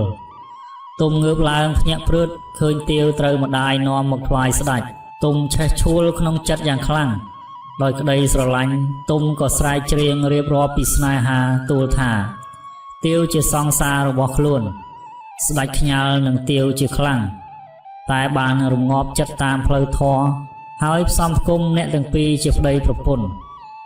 ម្ដាយទាវខកចិត្តត្រឡប់មកត្បូងឃ្មុំវិញម្នាក់ឯងគាត់ទៅចាក់ចុចឲ្យអកជូនគិតគូររឿងការកូនបន្តទៅទៀតរួចហើយម្ដាយទាវធ្វើសម្បត្តិថាខ្លួនឈឺហៅនាងទាវឲ្យត្រឡប់មកត្បូងឃ្មុំវិញនាងទាវមកដល់ដឹងថាចាញ់បោកម្ដាយក៏ផ្ញើសម្បត្តិផ្ញើដំណឹងទៅទុំកើតទុកជាខ្លាំងនឹងហេតុការណ៍នេះគេទូលស្ដេចតាមដំណើររឿងលុះទ្រង់ជ្រាបហើយទ្រង់ខ្ញាល់នឹងអកជូនជាខ្លាំងព្រះអង្គបានផ្ញើសារមួយឲ្យទុំកាន់មកត្បូងឃ្មុំគ្រាន់តែឮស្គរការពីចម្ងាយទុំស្លុតចិត្តគិតតែយំស្រែកតលតែពេចតឿនទើបទុំស្លៀកពាក់ជូតក្បាលនឹងผ้าห่មសូត្រខ្មៅដែលព្រះអង្គប្រទានឲ្យរួចសម្ដៅទៅកាន់ផ្ទះការលុះទៅដល់ឃើញអ្នកចាត់ចែងពិធីនាំគ្នាស្រវឹងដេកដួលទាំងពីរនាក់ក៏បន្លំខ្លួនចូលក្នុងពិធីជាមួយនឹងគេដែរពួកគេបានឡើងទៅលើផ្ទះជម្រាបសួរចាស់ទុំនៅទីនោះហើយចូលរួមផឹកនឹងគេដែរទុំផឹកស្រាឲ្យកើតសេចក្តីក្លាហានហើយទើបស្រែកច្រៀងហៅនឹងទាវឲ្យចេញពីបន្ទប់ទាវមកដល់ទុំលើកនាង3ត្រកងដាក់លើភ្លៅអោបថើបបោះអង្អែលរួចចោទប្រកាន់ថានាងទាវមិនស្មោះនឹងខ្លួននាងទាវបំរើទុំសពគ្រប់ហើយចូលទៅសង្ងំយំនៅក្នុងបន្ទប់វិញពេលនោះម្ដាយនាងទាវទប់កំហឹងលែងបានស្រែកហៅអកជូនឲ្យចាប់ទុំទៅសម្លាប់នាងទាវឮថាគេចាប់ប្តីនាងស្រែកអង្វរគេកុំឲ្យគេចងប្តីនឹងផ្ដៅតែសូមឲ្យចង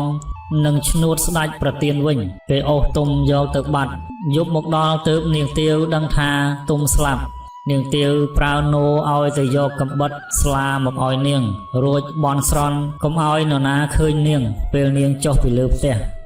លុះជួបក្មេងខ្វៀលគោនាងទាវដោះចិញ្ចៀនឲ្យក្មេងដោយពឹងពាក់ឲ្យវាទៅច្រៀងប្រាប់អ្នកកំពុងហូបចុកក្នុងពិធីការទាវនឹងនោបានស្លាប់ជាមួយទុំហើយបន្ទាប់មកនាងដើរតតែឃើញខ្មោចទុំនៅក្រោមដើមពោធិ៍ធំនៃភូមិជើងខាលនារីទាំងពីរក៏សម្លាប់ខ្លួនដួលដេកលើខ្មោចទុំ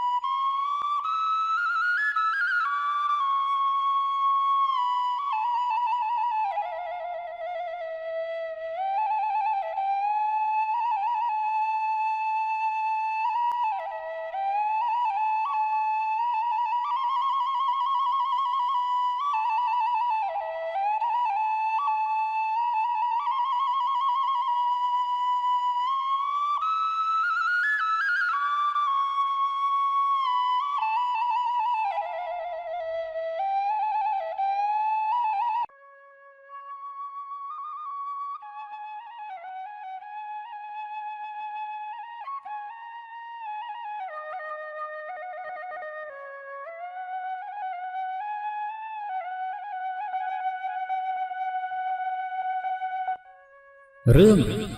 នាងបដាចា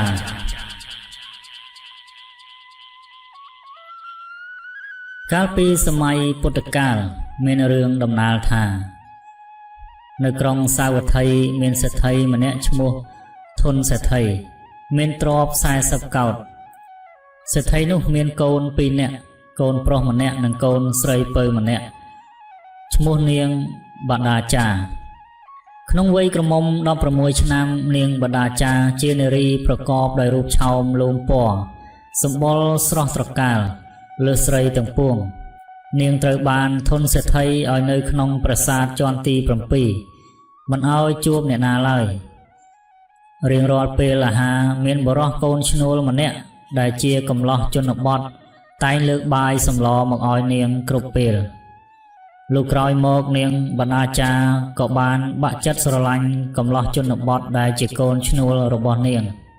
អ្នកទាំងពីរក៏បានប្រព្រឹត្តអំពើខុសប្រពៃណីដោយមិនឲ្យលោកសេដ្ឋីដឹងឡើយធនសេដ្ឋីមានសម្លាញ់ចិត្តស្និទ្ធម្នាក់ដែលជាសេដ្ឋីដូចគ្នាដែរគឺលោកភោគសេដ្ឋីមានកូនប្រុសម្នាក់ដែលពេញរូបរាងជាកំឡោះដែរសម្លាញ់ទាំងពីរក៏បានភ្ជាប់មាត់ភ្ជាប់ពាក្យជាមួយគ្នាថានឹងធ្វើដន្លងជាមួយគ្នាព្រោះលោកភោគសេដ្ឋីបានស្ដីដណ្ដឹងនាងបដាចាឲ្យទៅកូនគាត់ហើយធនសេដ្ឋីក៏យល់ព្រមលើកឲ្យសេដ្ឋីទាំងពីរក៏បានកំណត់ថ្ងៃរៀបការឲ្យនាងបដាចាជាមួយសេដ្ឋីបុត្រនាងបដាចាក្រោយពីដឹងថាឪពុកម្ដាយលើកនាងឲ្យទៅសេដ្ឋីបុត្រហើយថ្ងៃរៀបការក៏ឈានចូលជិតមកដល់នាងខ្វល់ខ្វាយណាស់ព្រោះនាងមិនបានស្រឡាញ់សេដ្ឋីបុត្រជាគូដណ្ដឹងឡើយនាងបដាចាក៏បានលួចរត់ចេញពីផ្ទះធនសេដ្ឋីជាមួយបុរសកូនឈ្នួលរបស់នាងអ្នកទាំងពីរធ្វើដំណើរកាន់តែឆ្ងាយទៅពីក្រុងសាវត្ថីក៏បានចូលទៅកាន់ព្រៃជ្រៅរួចក៏តាំងទីលំនៅនៅទីនោះនាំគ្នាប្រកបរបរធ្វើស្រែនិងកាប់អុសលក់រួមរស់ជាមួយគ្នាបាន1ឆ្នាំនាងបដាចាក៏មានផ្ទៃពោះជាលើកដំបូងពេលក៏ចិត្តគ្រប់ខែនាងបដាចាមានការនឹករលឹកមកដល់ឪពុកម្ដាយនិងបងប្រុសនាងជាខ្លាំងនាងចង់សម្រាលកូននៅផ្ទះឪពុកម្ដាយរបស់នាងក៏សុំមេនុបជាប្តីសុំទៅសម្រាលកូននៅផ្ទះធនសេដ្ឋីព្រោះនាងជឿជាក់ថាឪពុកម្ដាយនាងប្រកាសជាឈប់ខឹងនឹងពួកអ្នកទាំងពីរហើយមេនុបជាប្តីមិនព្រមឲ្យនាងទៅឡើយព្រោះមេនុបជាប្តីគិតថាបើខ្លួនជូននាងទៅម្លេះសមនឹងលោកសេដ្ឋីធ្វើទារុណកម្មមកលើខ្លួនជាក់ជាមិនខានថ្ងៃមួយពេលមេនុបជាប្តីចេញពីផ្ទះទៅព្រៃកាប់អុសនាងបដាចាក៏បានលួចរត់ចេញពីផ្ទះទាំងផ្ទៃពោះចិត្តគ្រប់ខែពេលមេនុបវិលមកពីព្រៃវិញមិនឃើញនាងបដាចានៅផ្ទះក៏សួរអ្នកជិតខាងក៏ប្រាប់ថានាងវិលទៅស្រុកកំណើតនាងវិញហើយឮដូច្នេះបុរសជាប្តីក៏ស្រោតធ្វើដំណើរតាមផ្លូវចូលព្រៃក៏បានជួបនាងហើយអង្វរនាងឲ្យវិលមកផ្ទះវិញតែនាងមិនព្រមឡើយចៃដន្យនាងបដាចាក៏ឈឺពោះឆ្លងទន្លេនាពេលនោះដោយគ្មានឆ្មបជួយបង្កើតឡើយនាងក៏សម្រេចចិត្តវិលមកផ្ទះជាមួយប្តីវិញក្នុងអំឡុងពេលជាង2ឆ្នាំយ៉ាងឆាប់រហ័សបានកន្លងផុតទៅកូនរបស់នាងបដាចាក៏ចេះដើរក្រោយមកនាងក៏មានផ្ទៃពោះជាលើកទី2ទៀតនាងតែងសុំអង្វរឲ្យប្តីជូនទៅស្រុកកំណើតរបស់នាងដើម្បីសម្រាលកូននៅទីនោះតែបុរសជាប្តីតែងព្យាយាមនិយាយពន្យល់ពីមូលហេតុដែលខ្លួនមិនហ៊ាននាំនាងទៅដូចជាខ្លាចលោកសេដ្ឋីធ្វើទារុណកម្មខ្លាចលោកសេដ្ឋីសម្លាប់ចោលជាដើមនាងបដាចានៅតែមានគំនិតចង់ទៅស្រុកកំណើតរបស់នាងវិញជាប់ក្នុងចិត្តឥតស្រឡះសោះជីវភាពជាអ្នកស្រែនិងរកស៊ីកាប់អុសពីក្នុងព្រៃយកមកលក់ចិញ្ចឹមជីវិតធ្វើឲ្យគ្រួសារនាងបដាចាមិនប្រសើរសោះគ្រួសារនេះតែងខ្វះមុខខ្វះក្រោយមិនគ្រប់គ្រាន់ឡើយនាងបដាចាមានការខ្វាយខ្វល់កើតទុក្ខជាខ្លាំងណាមួយជីវភាពគ្រួសារខ្វះខាតណាមួយពោះរបស់នាងកាន់តែធំចិត្តគ្រប់ខែទៀតធ្វើឲ្យនាងកើតក្តីនឹករលឹកមកដល់ស្រុកកំណើតជាខ្លាំង ដឹងខ្លួនបានប្រព្រឹត្តខុសនៅអំពើឆ្គាំឆ្គងរត់តាមបរោះជាទីស្រឡាញ់ចោលឪពុកម្ដាយដែលជាអ្នកមានគុណដ៏ធ្ងន់និងជាអ្នកផ្គត់ផ្គង់ជីវិតរបស់នាងឥតមានការខ្វះខាតអ្វីសូម្បីតែបន្តិចមិនដូចជាជីវិតនាពេលនេះឡើយនាងមានការស្ដាយក្រោយខ្លាំងណាស់ក៏អង្គុយបង្ហូរទឹកភ្នែកយ៉ាងខ្លោចផ្សាថ្ងៃមួយពេលមាណពជាប្តីចេញទៅព្រៃរកកាប់អុសដោយសពដងនាងបដាចាក៏លួចចេញពីផ្ទះម្ដងទៀតទាំងមានផ្ទៃពោះចិត្តគ្រប់ខែនាងបានផ្ដាំអ្នកចិត្តខាងថាបើប្តីនាងសួរឲ្យប្រាប់ថានាងទៅសម្រាលកូននៅឯស្រុកកំណើតហើយពេលប្តីមកដល់មិនឃើញនាងបដាចាអ្នកចិត្តខាងក៏ប្រាប់បរោះនោះតាមបណ្ដាំនាងបដាចារួចបរោះនោះក៏រត់តាមផ្លូវចូលព្រៃតាមរកនាងបដាចានាងបដាចាពរកូនបណ្ដើរឆ្លងកាត់ព្រៃជ្រៅទាំងយប់មាណពជាប្តីក៏តាមមកតន់ហើយនិយាយពន្យល់ហេតុផលលួងលោមសុំឲ្យនាងបដាចាវិលត្រឡប់ទៅផ្ទះវិញនាងបដាចាប្រកែកមិនព្រមទៅវិញឡើយយប់នោះមេឃងងឹតស្នូផ្គរលាន់ក្រហឹមលាន់ក៏ក្រើកភ្លេចបន្ទោចាំងពន្លឺឆ្វេងឆ្វាចគួរឲ្យព្រឺឆ្អឹងខ្នងដំណក់ទឹកភ្លៀងធ្លាក់មកលើធំធ្វើឲ្យកូនច្បងរបស់នាងបដាចារងាញាប់ញ័រក៏ស្រែកទ្រហោយំគួរឲ្យអាណិតណាស់បរោះជាប្តីឃើញដូចនោះក៏ស្ទុះទៅរកកាប់មែកឈើងាប់មកធ្វើជាអុសបង្កាត់ភ្លើងឆ្អើឲ្យនាងបដាចាជាប្រពន្ធជាភ័ព្វអាក្រក់បរោះជាប្តីបានដើរទៅជួបពស់ពឹសកំណាចមួយរួចក៏ត្រូវពស់កំណាចនោះចឹកស្លាប់ចោលប្រពន្ធកូននៅកណ្ដាលព្រៃនិយាយពីនាងបដាចាវិញឈឺពោះណាស់ណាមួយកូនតូចយំណាមួយបាត់ប្តីមិនឃើញមកវិញទៀតនាងសម្រាលកូនតែម្នាក់ឯងទាំងមេឃកំពុងធ្លាក់ភ្លៀងខ្លាំងនៅក្នុងព្រៃឃើញកូនរងាញាក់ដោយកូនសត្វដូចនេះនាងបដាចាក៏អោបកូនទាំងពីររបស់នាងដាក់នៅក្រោមពោះរួចនាងអោនយកខ្នងបាំងការពារក្របភ្លៀងកុំឲ្យធ្លាក់ត្រូវកូនរបស់នាងគួរឲ្យអាសូរពុនពេកដំណក់ទឹកភ្លៀងបង្អង់ម្ដងបន្តិចមួយសន្ទុះក្រោយមកមេឃរាំងភ្លៀងនាងរងចាំទន្ទឹងផ្លូវប្តីបាត់យូរទៅមិនឃើញត្រឡប់មកសោះទ្រាំរងចាំតទៅទៀតមិនបាននាងក៏ដឹកដៃកូនតូចនិង3កូនង៉ែតទើបនឹងកើតដើររកប្តីដល់ពាក់កណ្ដាលព្រៃនាងក៏បានជួបខ្មោចប្តីនាងដេកស្លាប់ម្នាក់ឯងគួរឲ្យអណោចអាធំណាស់នាងបដាចាកើតទុកចុកណែនក្នុងអរាស្រែកទ្រហោយំជាមួយកូនហើយបន្ទោសខ្លួនឯងថាប្តីនាងស្លាប់ព្រោះតែនាងរត់ចេញពីផ្ទះនាងបដាចាទួញសោកបោកខ្លួនគួរឲ្យអាសូរណាស់ក្រោយពីយំទួញសោកអស់ចិត្តនាងក៏បានកាត់ចិត្តរងាប់សេចក្តីទុក្ខខ្លះនាងបដាចាក៏ដឹកដៃកូនតូចនិង3កូនង៉ែតដើរសម្ដៅទៅក្រុងសាវត្ថីដែលជាស្រុកកំណើតរបស់នាងតាមផ្លូវក្នុងព្រៃមានស្ទឹងមួយមានទឹកកំពុងហូរជម្រៅត្រឹមដើមទ្រូងនាងពិបាកឆ្លងស្ទឹងនេះណាស់ព្រោះមិនអាចចម្លងកូនទាំងពីរតែម្ដងបានឡើយនាងបដាចាក៏3កូនង៉ែត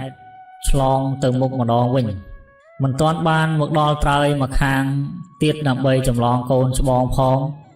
ដល់ពាក់កណ្ដាលស្ទឹងស្រាប់តែមានសត្វខ្លែងដ៏ធំមួយហើរឆ្វែលក្បែរនោះនាងបដាចាឃើញដូច្នេះក៏លើកដៃទះស្រែកបណ្ដេញសត្វខ្លែងឲ្យហើរចេញទៅឆ្ងាយប៉ុន្តែឥតប្រយោជន៍សោះសត្វខ្លែងឃើញកូនង៉ែតទើបតែកើតមានសាច់ក្រហមរងាលស្មានថាជាដុំសាច់ស្រស់ក៏ចុះទៅឆាបយកកូនង៉ែតនោះហើរទៅលើអាកាសបាត់ទៅនាងបដាចាខំទះដៃស្រែកខ្លាំងដើម្បីបំភ័យសត្វខ្លែងឲ្យវាទម្លាក់កូនង៉ែតមកវិញប៉ុន្តែសត្វខ្លែងមិនភ័យសោះចំណែកកូនច្បងដែលឈរនៅត្រើយម្ខាងឮម្ដាយទះដៃស្រែកខ្លាំងវាស្មានថាម្ដាយហៅឲ្យចុះក្នុងស្ទឹងដើម្បីម្ដាយវាយកវាចុះក្នុងស្ទឹងចរន្តទឹកហូរក៏បានហូរនាំកូននោះទៅជាមួយហើយកូននោះក៏លង់ក្នុងទឹកស្លាប់បាត់ទៅឃើញទិដ្ឋភាពបែបនេះនាងបដាចាកើតទុក្ខពើផ្សាណាស់កូនមួយត្រូវខ្លែងឆក់កូនមួយលង់ទឹករីឯប្តីក៏ត្រូវពោះចឹកស្លាប់ទៀតនាងអស់សង្ឃឹមក្នុងជីវិតក៏យំទួញសោកបោកខ្លួនកណ្ដាលស្ទឹង ស្ទើរតែដើរមិនរួចនៅតែក្តីសង្ឃឹមមួយទៀតប៉ុណ្ណោះសម្រាប់ជីវិតរបស់នាងគឺស្រុកកំណើតដែលមានធនសេដ្ឋីជាឪពុកមានអ្នកម្ដាយនិងបងប្រុសជាក្រុមគ្រួសាររបស់នាងនៅរងចាំស្លេះវគ្គត្រង់នេះទុកមួយអន្លើសិនចាប់និយាយពីគ្រោះធម្មជាតិនៅឯស្រុកសាវត្ថីនៅថ្ងៃដែលនាងបដាចាឆ្លងទន្លេក្នុងព្រៃប្រកបដោយភ្លៀងផ្គររន្ទះផងនោះនៅឯក្រុងសាវត្ថីក៏មានភ្លៀងផ្គររន្ទះក្ដុងក្ដាំងខ្លាំងជាងនៅក្នុងព្រៃទៅទៀតផ្ទះសម្បែងជាច្រើនត្រូវវិនិច្ឆ័យហិនហោចខ្ទេចខ្ទីអស់ជាពិសេសប្រាសាទវិមានលោកធនសេដ្ឋីរលំបាក់បែករៀបដល់ដីថែមទាំងសង្កត់លោកសេដ្ឋីទាំងប្តីប្រពន្ធនិងកូនប្រុសស្លាប់បាត់បង់ជីវិតអស់ឡើងពីទឹកស្ទឹងវិញនាងហេវហត់អស់កម្លាំងជាខ្លាំងធ្វើដំណើរតាមផ្លូវនាងបានជួបនឹងបុរសជាឈ្មួញម្នាក់ដែលទើបតែមកពីក្រុងសាវត្ថីនាងក៏សួរដំណឹងពីឪពុកម្ដាយរបស់នាងបុរសជាឈ្មួញមិនចង់ប្រាប់សោះតែដោយនាងចេះតែសួរលោកបុរសនោះក៏ប្រាប់ដំណឹងពីក្រុមគ្រួសាររបស់នាងថាបានស្លាប់អស់ហើយគឺដោយសារតែភ្លៀងធ្លាក់ខ្លាំងមានខ្យល់ព្យុះបក់បោកចំផ្ទះធនសេដ្ឋីបណ្ដាលឲ្យដួលរលំផ្ទះកិនលើធនសេដ្ឋីប្រពន្ធសេដ្ឋីនិងកូនប្រុសរបស់គាត់ក៏ស្លាប់នៅយប់នោះដែរចំយប់ពេលប្តីនាងបដាចាត្រូវពោះចឹកស្លាប់ឬដោយនេះនាងបដាចាឈរភាំងស្មារតីបាត់អស់ក្តីសង្ឃឹមចុងក្រោយក៏វល់វល់ក្នុងគំនិតជាខ្លាំងដោយសេចក្តីទុក្ខកើតមកលើនាងផ្ទួនគ្នាពេកនាងកើតទុក្ខឥតស្រាកស្រានក៏លប់ស្មារតីคล้ายខ្លួនទៅជាមនុស្សវិកលចរិតចាប់ពីពេលនោះនាងបដាចាចេះតែដើរផ្ដេសផ្ដាស់គ្មានគោលដៅពិតប្រាកដសោះចូលដល់ភូមិអ្នកស្រុកនាំគ្នាថ្មេះដៀលជេរប្រមាថមើលងាយនាងថាជាស្រីស្គួតពួកគេនាំគ្នាយកដុំដីគប់នាងបដាចាស្រែកជេរប្រមាថនិងបណ្ដេញនាងចេញពីភូមិនាងចេះតែដើររវើរវាយរហូតដល់ក្រុងសាវត្ថីជួនជាថ្ងៃនោះព្រះសម្មាសម្ពុទ្ធទ្រង់កំពុងសម្ដែងព្រះធម៌ទេសនាដល់ពុទ្ធបរិស័ទក្នុងវត្តចេតពុននាក្រុងសាវត្ថីនាងបដាចាឃើញមនុស្សច្រើនកកកក៏ដើរចូលទៅក្នុងវត្តពុទ្ធបរិស័ទក៏ស្រែកឆោឡោនាំគ្នាដេញនាងមិនឲ្យចូលក្នុងវត្តឡើយព្រះសម្មាសម្ពុទ្ធក៏ឃាត់ពុទ្ធបរិស័ទកុំឲ្យហាមនាងឲ្យនាងចូលមកស្ដាប់ធម៌ទេសនាពេលនោះព្រះពុទ្ធក៏ប្រោសឲ្យនាងមានស្មារតីដឹងខ្លួនឡើងវិញព្រះពុទ្ធក៏ហៅនាងមកអង្គុយមុខគេទ្រង់ព្រានប្រដៅនាងបដាចាឲ្យខំកាត់ចិត្តពីមនុស្សជាទីស្រឡាញ់របស់នាងទាំងឡាយដែលបានស្លាប់បាត់បង់ជីវិតចោលនាងព្រោះជារឿងធម្មតារបស់មនុស្សសត្វវាគឺជាវាលវដ្តសង្សារអ្នកណាក៏ជៀសមិនផុតដែរនាងស្ដាប់ពាក្យព្រានប្រដៅរបស់ព្រះសម្មាសម្ពុទ្ធយ៉ាងយកចិត្តទុកដាក់និងចិត្តជ្រះថ្លាបន្ទាប់មកនាងក៏បានសាងភ្នោះជាភិក្ខុនីក្នុងវត្តចេតពុនដោយសទ្ធាជ្រះថ្លាក្នុងព្រះពុទ្ធសាសនានាងក៏បានសម្រេចជាព្រះអរហន្តទៅ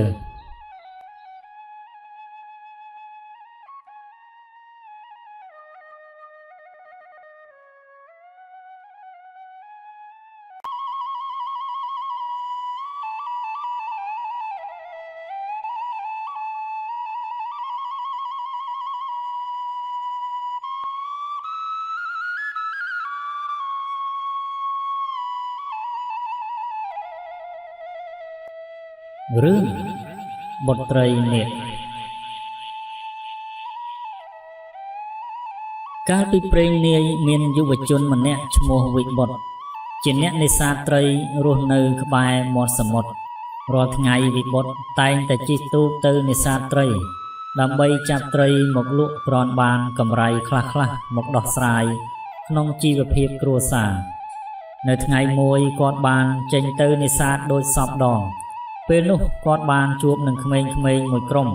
កំពុងសើចលេងយ៉ាងខ្ញៀវខ្ញាដោយនាំគ្នាយួរកន្ទុយអណ្ដើកតូចមួយយល់ទៅយល់មក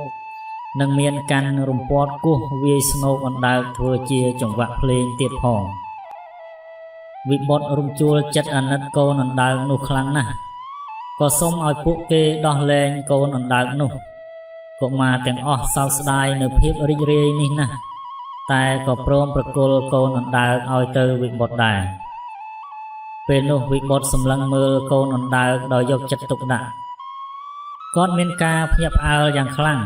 ព្រោះនៅលើស្នូករបស់វាបញ្ចេញពណ៌ភ្លឺផ្លេកខុសប្លែកពីអណ្ដើកដទៃទៀតនៅទីបំផុតគាត់ដាក់វាចុះនៅក្បែរមាត់ទឹកពេលនោះកូនអណ្ដើកស្ទុះវាយ៉ាងលឿនសំដៅទៅរកទឹករលកវិបុត្រឃើញកូនអណ្ដើកងើបឡើងហើយងក់ក្បាលដាក់គេជាសញ្ញាអរគុណ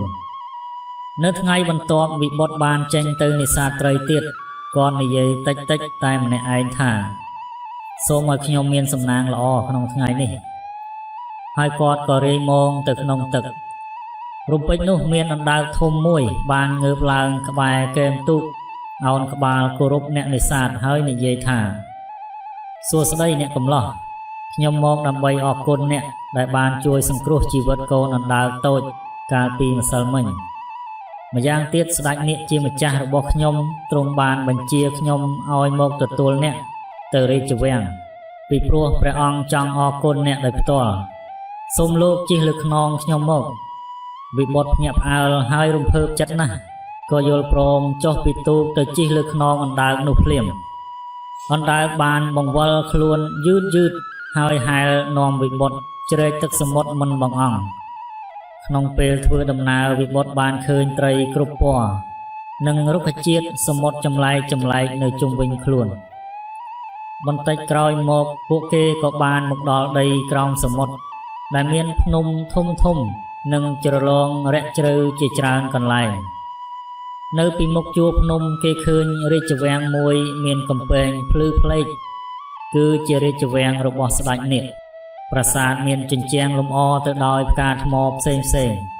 និងដំបូលរចនាទៅដោយសម្បកខ្យងសម្បកខ្ចៅសមុទ្រល្អគ្រប់ប្រភេទដែលភ្លឺចែងចាំងនៅក្នុងទឹកគួរឲ្យចង់គយគន់នាយវិបុត្របានជួបវត្ថុចម្លែកដែលគេមិនធ្លាប់ឃើញ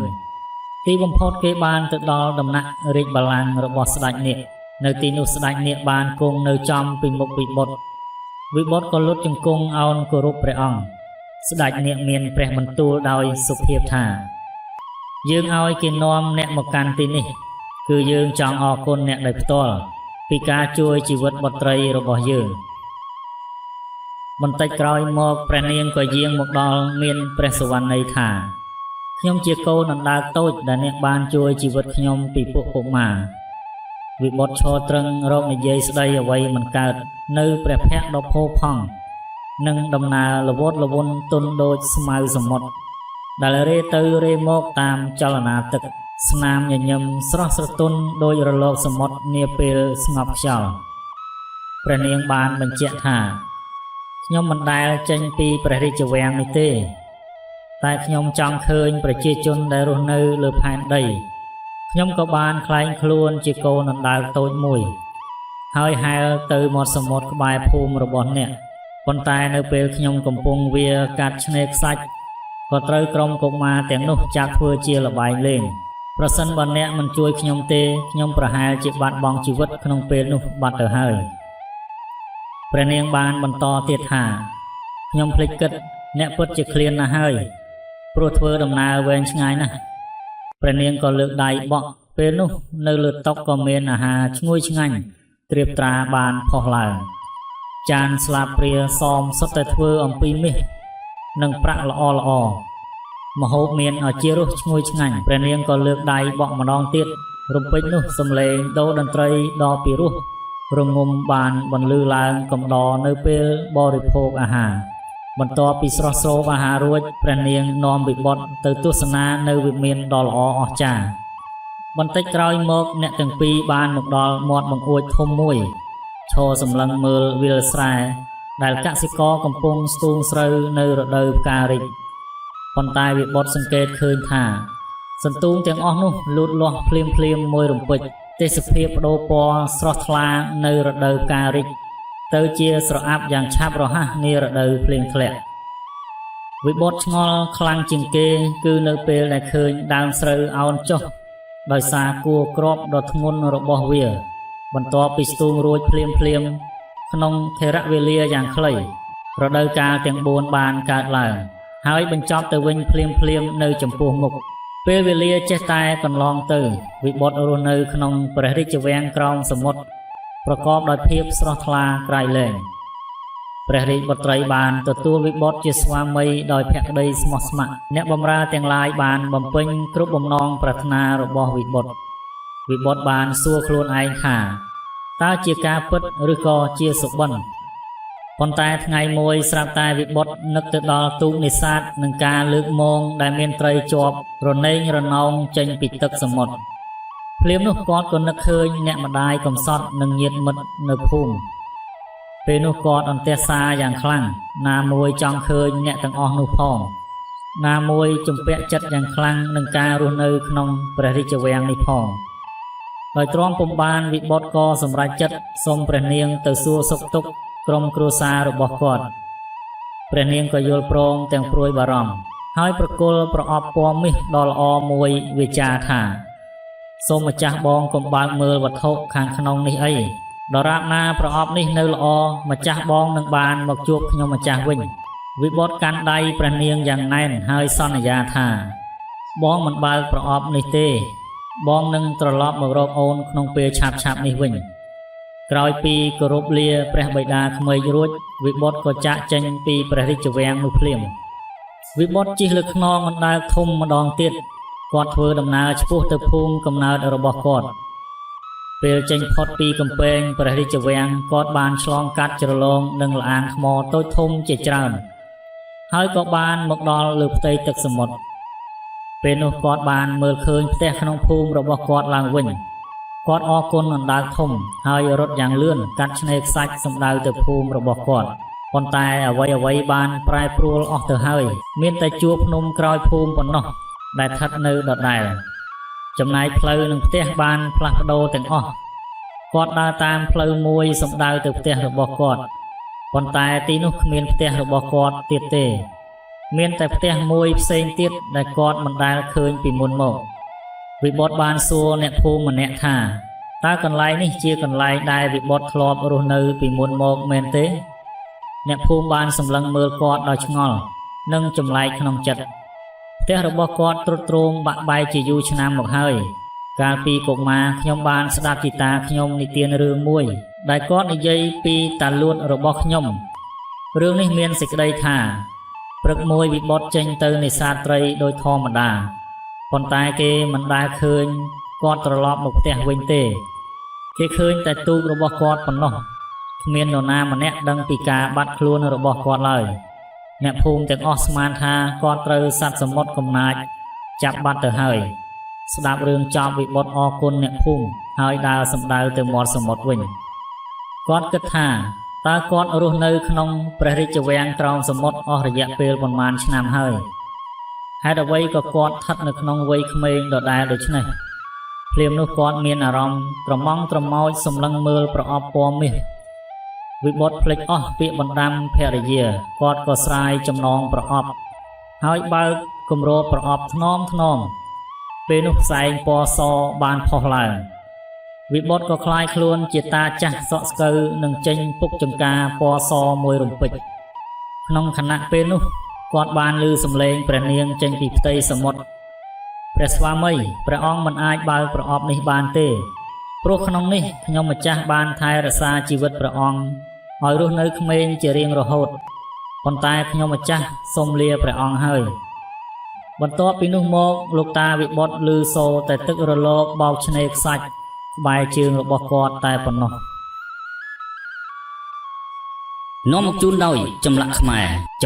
យើងខ្ញុំមានទទួលឆ្លាក់រូបគ្រប់ប្រភេទដូចជាឆ្លាក់ថ្មធ្វើជាប្រាសាទផ្សេងជាបដិមាកររូបព្រះពុទ្ធរូបសត្វឆ្លាក់ក្បាច់ផ្ដែប្រាសាទឆ្លាក់ជាផ្ទាំងតូចធំឬជាបន្តោងខ្សែកលាក់ឆ្លាក់ឈើជាផ្ទាំងឆ្លាក់ជាក្បាច់សម្រាប់ដេគ័រគេហដ្ឋានវិឡាឬខុនដូផ្សេងនឹងមានឆ្លាក់បន្តោងខ្សែកជាឈើភ្លុកស្នែងចែកកាច់ឬឆ្អឹងផងដែរហើយយើងខ្ញុំក៏មានឆ្លាក់ស្នោធ្វើជារូបសត្វជាក្បាច់ផ្សេងនិងខ្លងទ្វាររោងការផងដែរទំនាក់ទំនងលេខទូរស័ព្ទ012 73 30 72 016 53 44 52 ឬអាចឆែកតាមរយៈ Channel របស់ខ្ញុំបាទនៅក្នុង Description តាមរយៈ Telegram Facebook Page ឬ Facebook ផងដែរយើងខ្ញុំនឹងមានការទទួលខុសត្រូវខ្ពស់យកភាពស្មោះត្រង់ជាដើមទុនរីឯតម្លៃសមរម្យសូមអរគុណ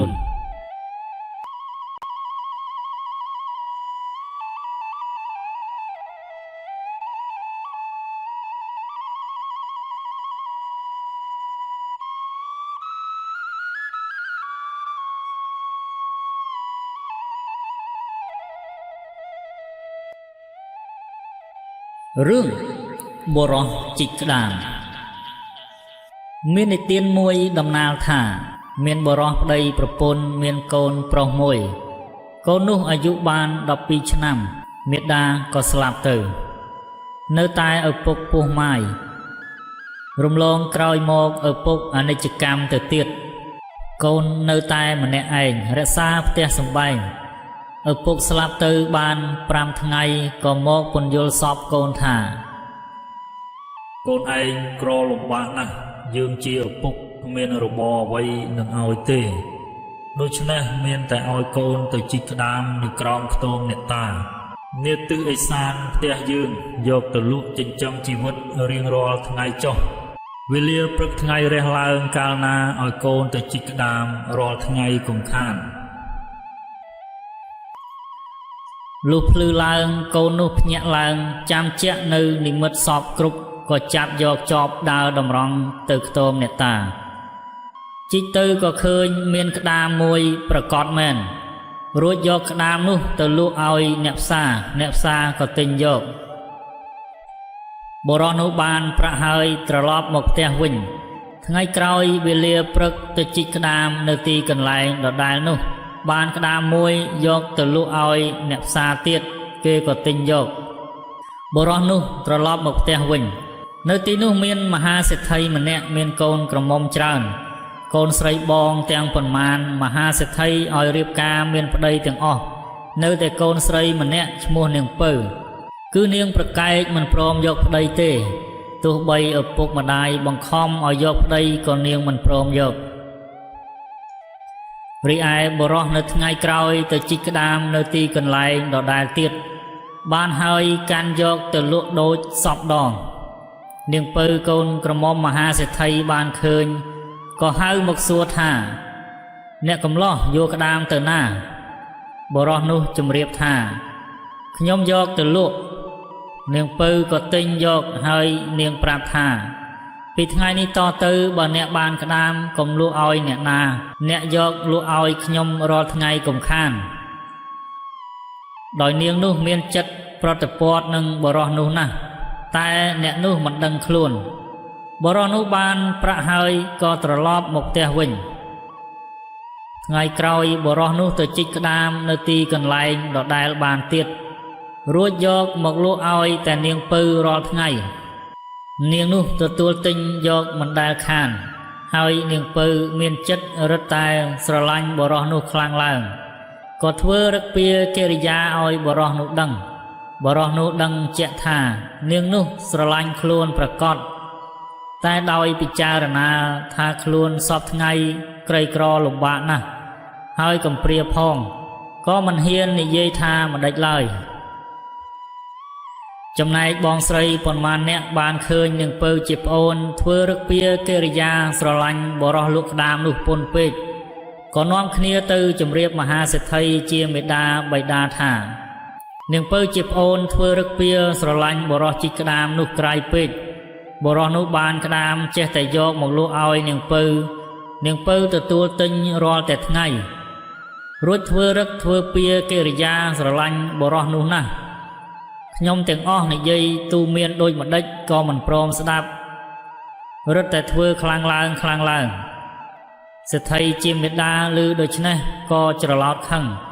ឲ្យហៅនាងពៅមកជេរបន្ទោសថ្មេះតេះដៀលថា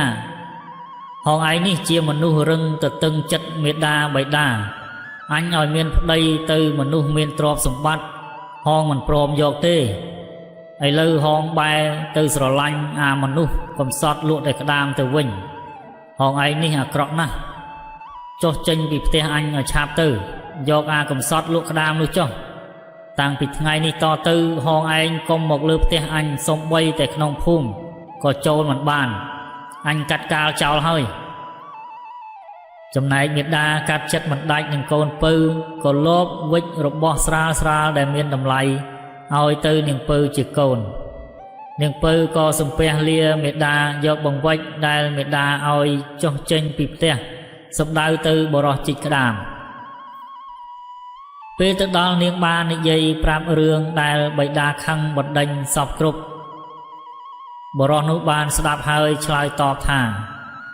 ខ្លួនខ្ញុំនេះសពថ្ងៃក្រីក្រជាទីបំផុតហើយកំព្រាតែម្នាក់ឯងផងនាងត្រឡប់ទៅវិញចុះខ្ញុំមិនហ៊ានទទួលយកនាងទេខ្លាចមហាសេដ្ឋីជាបិតាចាប់ទោសយកខ្ញុំទៅសម្លាប់នាងពៅតបថា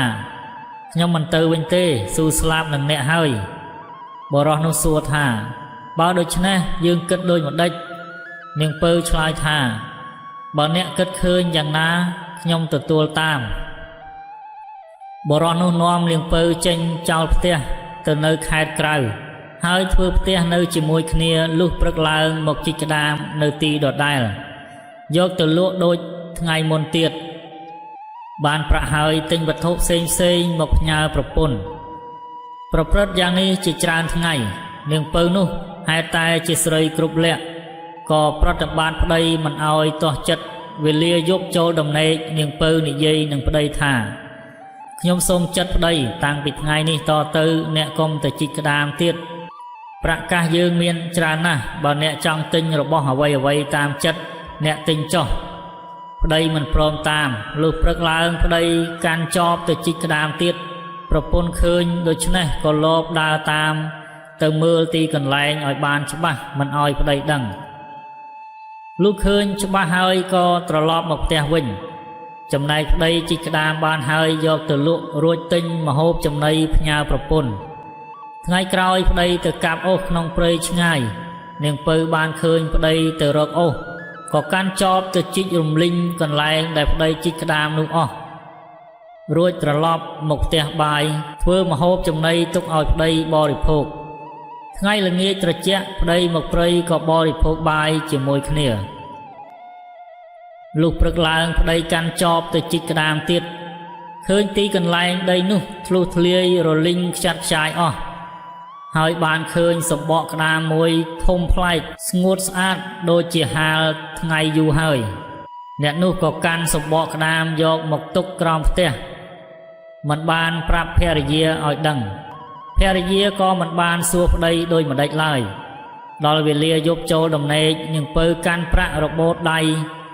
មួយណែនទៅក្រោមផ្ទះធ្លាក់ទៅលើសំបកក្តាមធំនោះនាងពៅក៏មិនឲ្យប្តីដឹងហើយគិតថាចាំព្រឹកភ្លឺច្បាស់សំចុះទៅយកប្រាក់ទុកវិញលុះព្រឹកឡើងនាងពៅចុះពីផ្ទះទៅយកប្រាក់មួយណែនដែលធ្លាក់ស្រាប់តែឃើញប្រាក់ណែនពេញសំបកក្តាមនាងអរណាស់យកមកឲ្យប្តីសួរថានាងបានប្រាក់ពីណាច្រើនម្ល៉េះនាងពៅជម្រាបប្តីថាកាលពីយប់មិញខ្ញុំកាន់ប្រាក់ដើម្បីយកទៅទុកខាងក្នុងក៏របូតដៃមួយណែនធ្លាក់ទៅក្រោមផ្ទះខ្ញុំពុំបានចុះទៅយកពីព្រោះគិតថាផ្ទះនៅឆ្ងាយពីគេគ្មាននរណាដឹងនឹងឃើញឡើយចាំព្រឹកភ្លឺច្បាស់សំចុះទៅយកមកទុកលុះព្រឹកឡើងខ្ញុំចុះទៅយកស្រាប់តែឃើញប្រាក់ណែនពេញសំបកក្តាមខ្ញុំក៏យកមកជូនអ្នកប្តីមានចិត្តអំណរពុនប្រមាណហើយនិយាយប្រាប់ប្រពន្ធថាពីថ្ងៃនេះតទៅបងឈប់ជីកក្តាមហើយប្រពន្ធអរណាស់អ្នកទាំងពីរប្តីប្រពន្ធវេលាយប់កាលណាក៏នាំគ្នាទម្លាក់ប្រាក់ទៅចំសំបកក្តាមធំនោះព្រឹកឡើងចុះទៅមើលឃើញប្រាក់ពេញសំបកក្តាមនោះក៏យកមកទុករៀងរាល់ថ្ងៃបើទម្លាក់ប្រាក់រៀលព្រឹកឡើងឃើញប្រាក់រៀលបើទម្លាក់ប្រាក់ណែនព្រឹកឡើងឃើញប្រាក់ណែនបើទម្លាក់គ្រឿងមាសពេជ្រព្រឹកឡើងឃើញគ្រឿងមាសពេជ្រពេញសំបកក្តាមអ្នកទាំងពីរប្រព្រឹត្តធ្វើយ៉ាងនេះចំនួន1ឆ្នាំប្រាក់និងគ្រឿងប្រដាប់មានច្រើនណាស់រាប់មិនអស់ទើបប្រឹក្សាគ្នាថាប្រាក់យើងមានច្រើនម្ល៉េះយើងបានអ្វីទុកប្រាក់និងគ្រឿងប្រដាប់ទាំងនោះហើយនាំគ្នាយកប្រាក់និងគ្រឿងប្រដាប់ទាំងអស់ទៅជីកដីកប់ទុកច្រើនអន្លើ ក្រោយពីថ្ងៃនោះមកអ្នកទាំងពីរប្តីប្រពន្ធនាំគ្នាទៅសួរមហាសេដ្ឋីជាមេដាបិតាទៅដល់បងស្រីទាំងអស់បានឃើញជេរថាមេចៅចង្រៃឯងនាំប្តីកំសត់លក់តែក្តាមមករកអីហងឯងបានឮទេលោកឪពុកបណ្ដេញកាត់កាលចោលហើយសូម្បីតែក្នុងភូមិក៏ចូលមិនបានដែរមេចង្រៃឯងចេញពីភូមិឲ្យឆាប់នាងពៅឆ្លើយថាបងទាំងអស់គ្នាកុំមើលងាយខ្ញុំមកនេះដើម្បីសួរមេដាបិតាព្រោះលោកមានគុណលើខ្ញុំមិនសុំទ្រព្យសម្បត្តិលោកទេសម្បត្តិបងទាំងអស់គ្នាក៏ខ្ញុំមិនសុំដែរមើលទៅសម្បត្តិបងទាំងអស់គ្នាមានប៉ុណ្ណេះខ្ញុំមិនកោតមិនព្រឺឡើយបងទាំងអស់គ្នាខឹងណាស់ជេរប្រតិចថាហងឯនេះអួតណាស់អញមិនជឿទេនាងពៅថាបើមិនជឿភ្នាល់គ្នាចុះបងទាំងអស់គ្នាថាភ្នាល់ដូចម្ដេចឲ្យបងទាំងអស់គ្នារាប់ប្រាក់ខ្ញុំមើលឲ្យអស់ក្នុងមួយថ្ងៃបើរាប់អស់ខ្ញុំចែកឲ្យរាល់គ្នាបើរាប់មិនអស់ខ្ញុំមិនឲ្យទេតែខ្ញុំយល់ថាកុំថាឡើយរាប់មួយថ្ងៃទោះជារាប់2ឬ3ថ្ងៃក៏មិនអស់ដែរបងទាំងអស់នោះឆ្លើយថាអញព្រមទៅរាប់បងក៏នាំគ្នាទៅរាប់ប្រាក់នាងពៅរាប់តាំងពីព្រឹកទល់ល្ងាចក៏មិនអស់នាំគ្នាត្រឡប់មកផ្ទះវិញជម្រាបសេដ្ឋីថានាងពៅជាប្អូនវាអួតថាខ្លួនវាមានប្រាក់ច្រើនខ្ញុំទាំងអស់គ្នាមិនជឿហើយវាថាបើមិនជឿទេឲ្យទៅមើលផ្ទះវាចុះខ្ញុំទាំងអស់គ្នាក៏ទៅមើលឃើញវាមានប្រាក់ច្រើនមែនក៏ភ្នាល់នឹងវាថាបើខ្ញុំទាំងអស់គ្នារាប់ប្រាក់វាក្នុងមួយថ្ងៃអស់វាឲ្យខ្ញុំយកចែកគ្នាចុះបើរាប់មិនអស់វាមិនឲ្យទេនោះខ្ញុំទាំងអស់គ្នាចាប់រាប់តាំងពីព្រឹកទល់ល្ងាចក៏រាប់មិនអស់ប្រាក់វា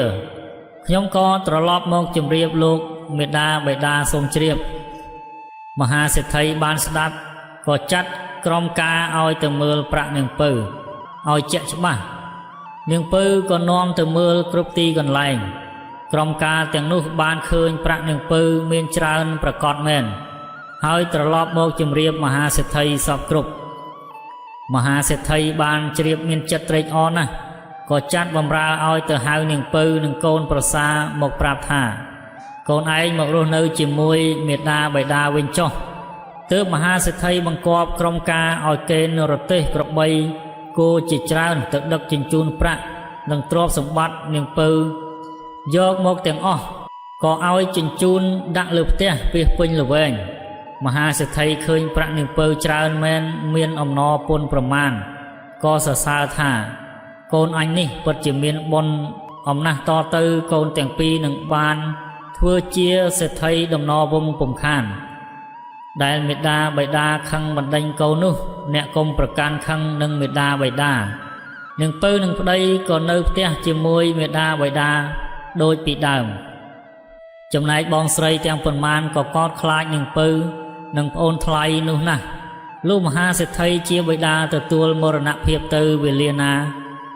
នោះប្តីនាងពៅនិងភរិយាក៏បានធ្វើជាសេដ្ឋីជំនួសបិតាតទៅ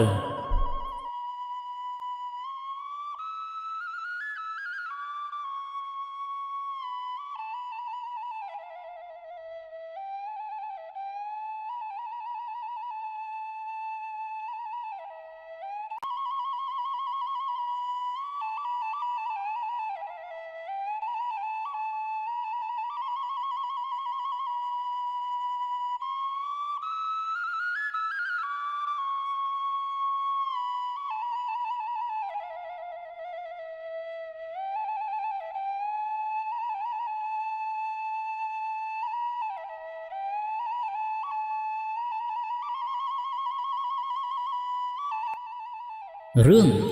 កបិលមហាព្រំ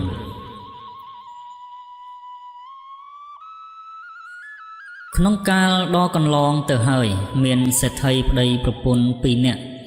មានកូនប្រុសមួយប្រកបទៅដោយប្រាជ្ញាវាងវៃក្នុងផ្លូវធម៌ទៀតផងកុមារនោះមានឈ្មោះថាព្រហ្មបាលកុមារជារៀងរាល់ថ្ងៃចៅ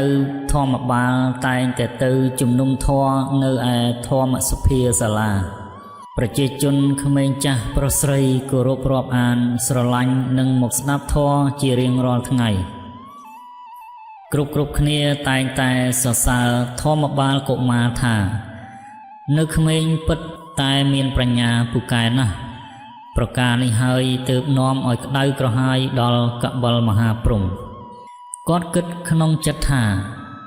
ធម្មបាលកុមារមានប្រជាជនគោរពស្រឡាញ់ច្រើនមិនអីទេអាត្មាអញនឹងរកវិធីទប់ទល់ដោយប្រាជ្ញាអាត្មាអញផ្ទាល់លុះគិតដូច្នេះហើយកបិលមហាព្រំក៏ចុះមកជួបនឹងធម្មបាលកុមារនៅឯធម្មសភាសាលាធម្មបាលកុមារយើងមកនេះគឺចង់ភ្នាល់គ្នាជាមួយចៅបើចៅឯងរកឃើញប្រស្នានោះយើងនឹងកាត់ក្បាលរបស់យើងបូជាធម៌តែបើចៅឯងរកពុំឃើញទេនោះក្បាលចៅឯងក៏ត្រូវបូជាធម៌ដូចគ្នាដែរធម្មបាលកុមារបានសួរទៅកបិលមហាព្រំថាព្រះគុណម្ចាស់ប្រស្នានេះជាអ្វីទៅក្រាបទូលចូលចៅចាំស្ដាប់ចុះប្រស្នានោះយើងសួរអំពីសិរីសួស្តីរបស់មនុស្សផងទាំងឡាយវាមានប៉ុន្មានយ៉ាងម្ដេចស្ដាប់បានឬទេយើងសន្យាថានឹងទុកពេលឲ្យចៅរយៈពេល7ថ្ងៃសម្រាប់ប្រស្នានេះក្រោយបានទទួលយកប្រស្នាអំពីកបិលមហាព្រំមកធម្មបាលកុមារកើតទុកមុខក្រៀមក្រំសង្ងំគិតក្នុងបន្ទប់ឥតរវល់ដល់បាយទឹកអ្វីឡើយក្រោយពីគិតអស់រយៈពេលច្រើនថ្ងៃមកធម្មបាលកុមារក៏អស់សង្ឃឹមក្នុងជីវិតហើយសម្រេចចិត្តចុះចេញពីវិមានមិនឲ្យឪពុកម្ដាយដឹងឡើយធម្មបាលកុមារដើរផ្សងព្រេងក្នុងព្រៃទាំងយប់អាធ្រាត្រតម្រេតខ្លួននឹងដើមត្នោតគ្រានោះមានសត្វឥន្ទ្រីមួយសម្បុកនៅលើចុងត្នោតមេឥន្ទ្រីបាននិយាយជាមួយកូនរបស់វាថាឈប់យំទៅកូនព្រឹកស្អែកនេះយើងបានសាច់អ្នកមានបុណ្យស៊ីហើយព្រោះកបិលមហាព្រំបានដាក់ប្រស្នាឲ្យធម្មបាលកុមាររកប៉ុន្តែធម្មបាលរកពុំឃើញកូនរបស់វាក៏សួរទៅមេវាចុះប្រស្នានោះជាអ្វីទៅម៉ែមេឥន្ទ្រីក៏ឆ្លើយថាសំណួរនោះគឺតើសិរីសួស្តីរបស់មនុស្សមានប៉ុន្មានចុះសិរីសួស្តីតើវាមានប៉ុន្មានទៅម៉ែកូនឥន្ទ្រីសួរមេឥន្ទ្រីក៏ឆ្លើយថាគឺមាន3ដងក្នុងមួយថ្ងៃគឺព្រឹកនៅត្រង់មុខមនុស្សភ្ញាក់ពីដំណេកត្រូវលុបលាងមុខថ្ងៃត្រង់នៅដើមទ្រូងគឺពេលនោះមនុស្សក្តៅមនុស្សត្រូវលុបលាងខ្លួនហើយពេលប្រលប់ចូលដំណេកវិញត្រូវលាងជើងតែប៉ុណ្្នឹងឯងណាកូនលុះធម្មបាលកុមារឮដូច្នេះហើយក៏ក្រោកឈរសម្លឹងលើមើលសត្វឥន្ទ្រីហើយក៏ស្រែកថាអស្ចារ្យណាស់ខ្ញុំអរគុណហើយបងសត្វឥន្ទ្រីថាហើយធម្មបាលកុមារក៏ធ្វើដំណើរត្រឡប់មកវិមានរបស់ខ្លួនវិញលុះព្រឹកឡើងធម្មបាលកុមារក៏លាឪពុកម្ដាយទៅធម្មសភាសាលាដើម្បីឆ្លើយប្រស្នានឹងកបិលមហាព្រំឯកបិលមហាព្រំលុះដល់ថ្ងៃកំណត់ក៏ចុះមកឋានមនុស្សលោករួមជាមួយនឹងបុត្រីទាំង7អង្គផងលុះមកដល់សភា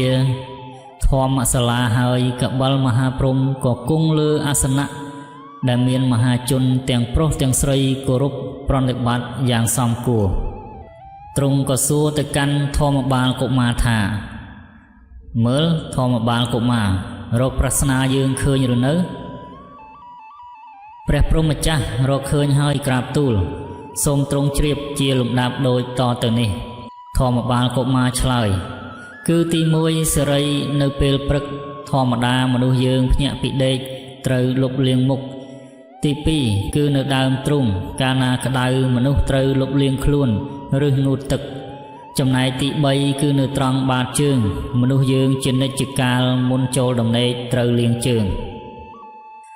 សាធុសាធុធម្មបាលកុមារឯងឆ្លើយត្រូវហើយយើងនឹងកាត់សេរសាយើងបូជាធម្មបាលនឹងតាមពាក្យសច្ចៈកបិលមហាព្រំព្រះព្រហ្មម្ចាស់ខ្ញុំព្រះអង្គពុំចង់បានដូច្នេះទេសូមទ្រង់បំភ្លេចពាក្យនេះចោលទៅធម្មបាលកុមារឆ្លើយប៉ុន្តែកបិលមហាព្រំទ្រង់មិនព្រមទេ ទ្រង់បានប្រាប់ឲ្យបុត្រីទាំង7អង្គហុចព្រះខ័នហើយទ្រង់ផ្ដាំថាបុត្រីព្រះសិរសាបិតាបើកូនបោះចោលទៅដីវានឹងឆេះដល់ឋាននរកតែបើកូនបោះទៅអាកាសវានឹងឆេះដល់ទេវលោកដូច្នេះចូលកូនយកភាជន៍មាសមកទ្រយកទៅតម្កល់ផ្ដាំហើយកបិលមហាព្រហ្មដាក់ព្រះខ័នទៅនឹងកដៃមួយទៀតទប់ព្រះសិរសាយកទៅដាក់ភាជន៍មាសហើយបុត្រីទាំង7អង្គក៏ហោះទៅកាន់ឋានលើវិញជាមួយនឹងភាជន៍មាសព្រះសិរសាព្រះបិតាប្រជាជនទាំងប្រុសទាំងស្រីនៅក្នុងភូមិនាំគ្នាអបអរសាទរធម្មបាលកុមារដែលដោះប្រស្នាបានហើយរស់នៅយ៉ាងសុខសាន្តហង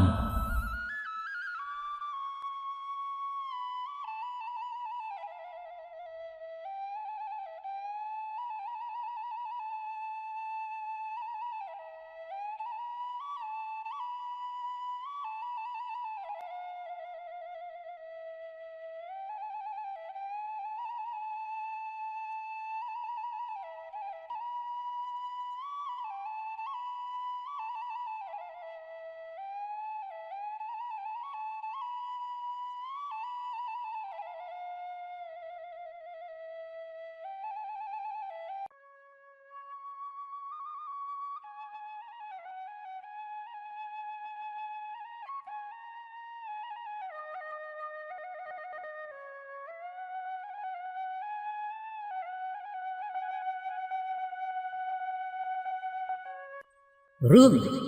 ចៅប៉ុនមេដៃ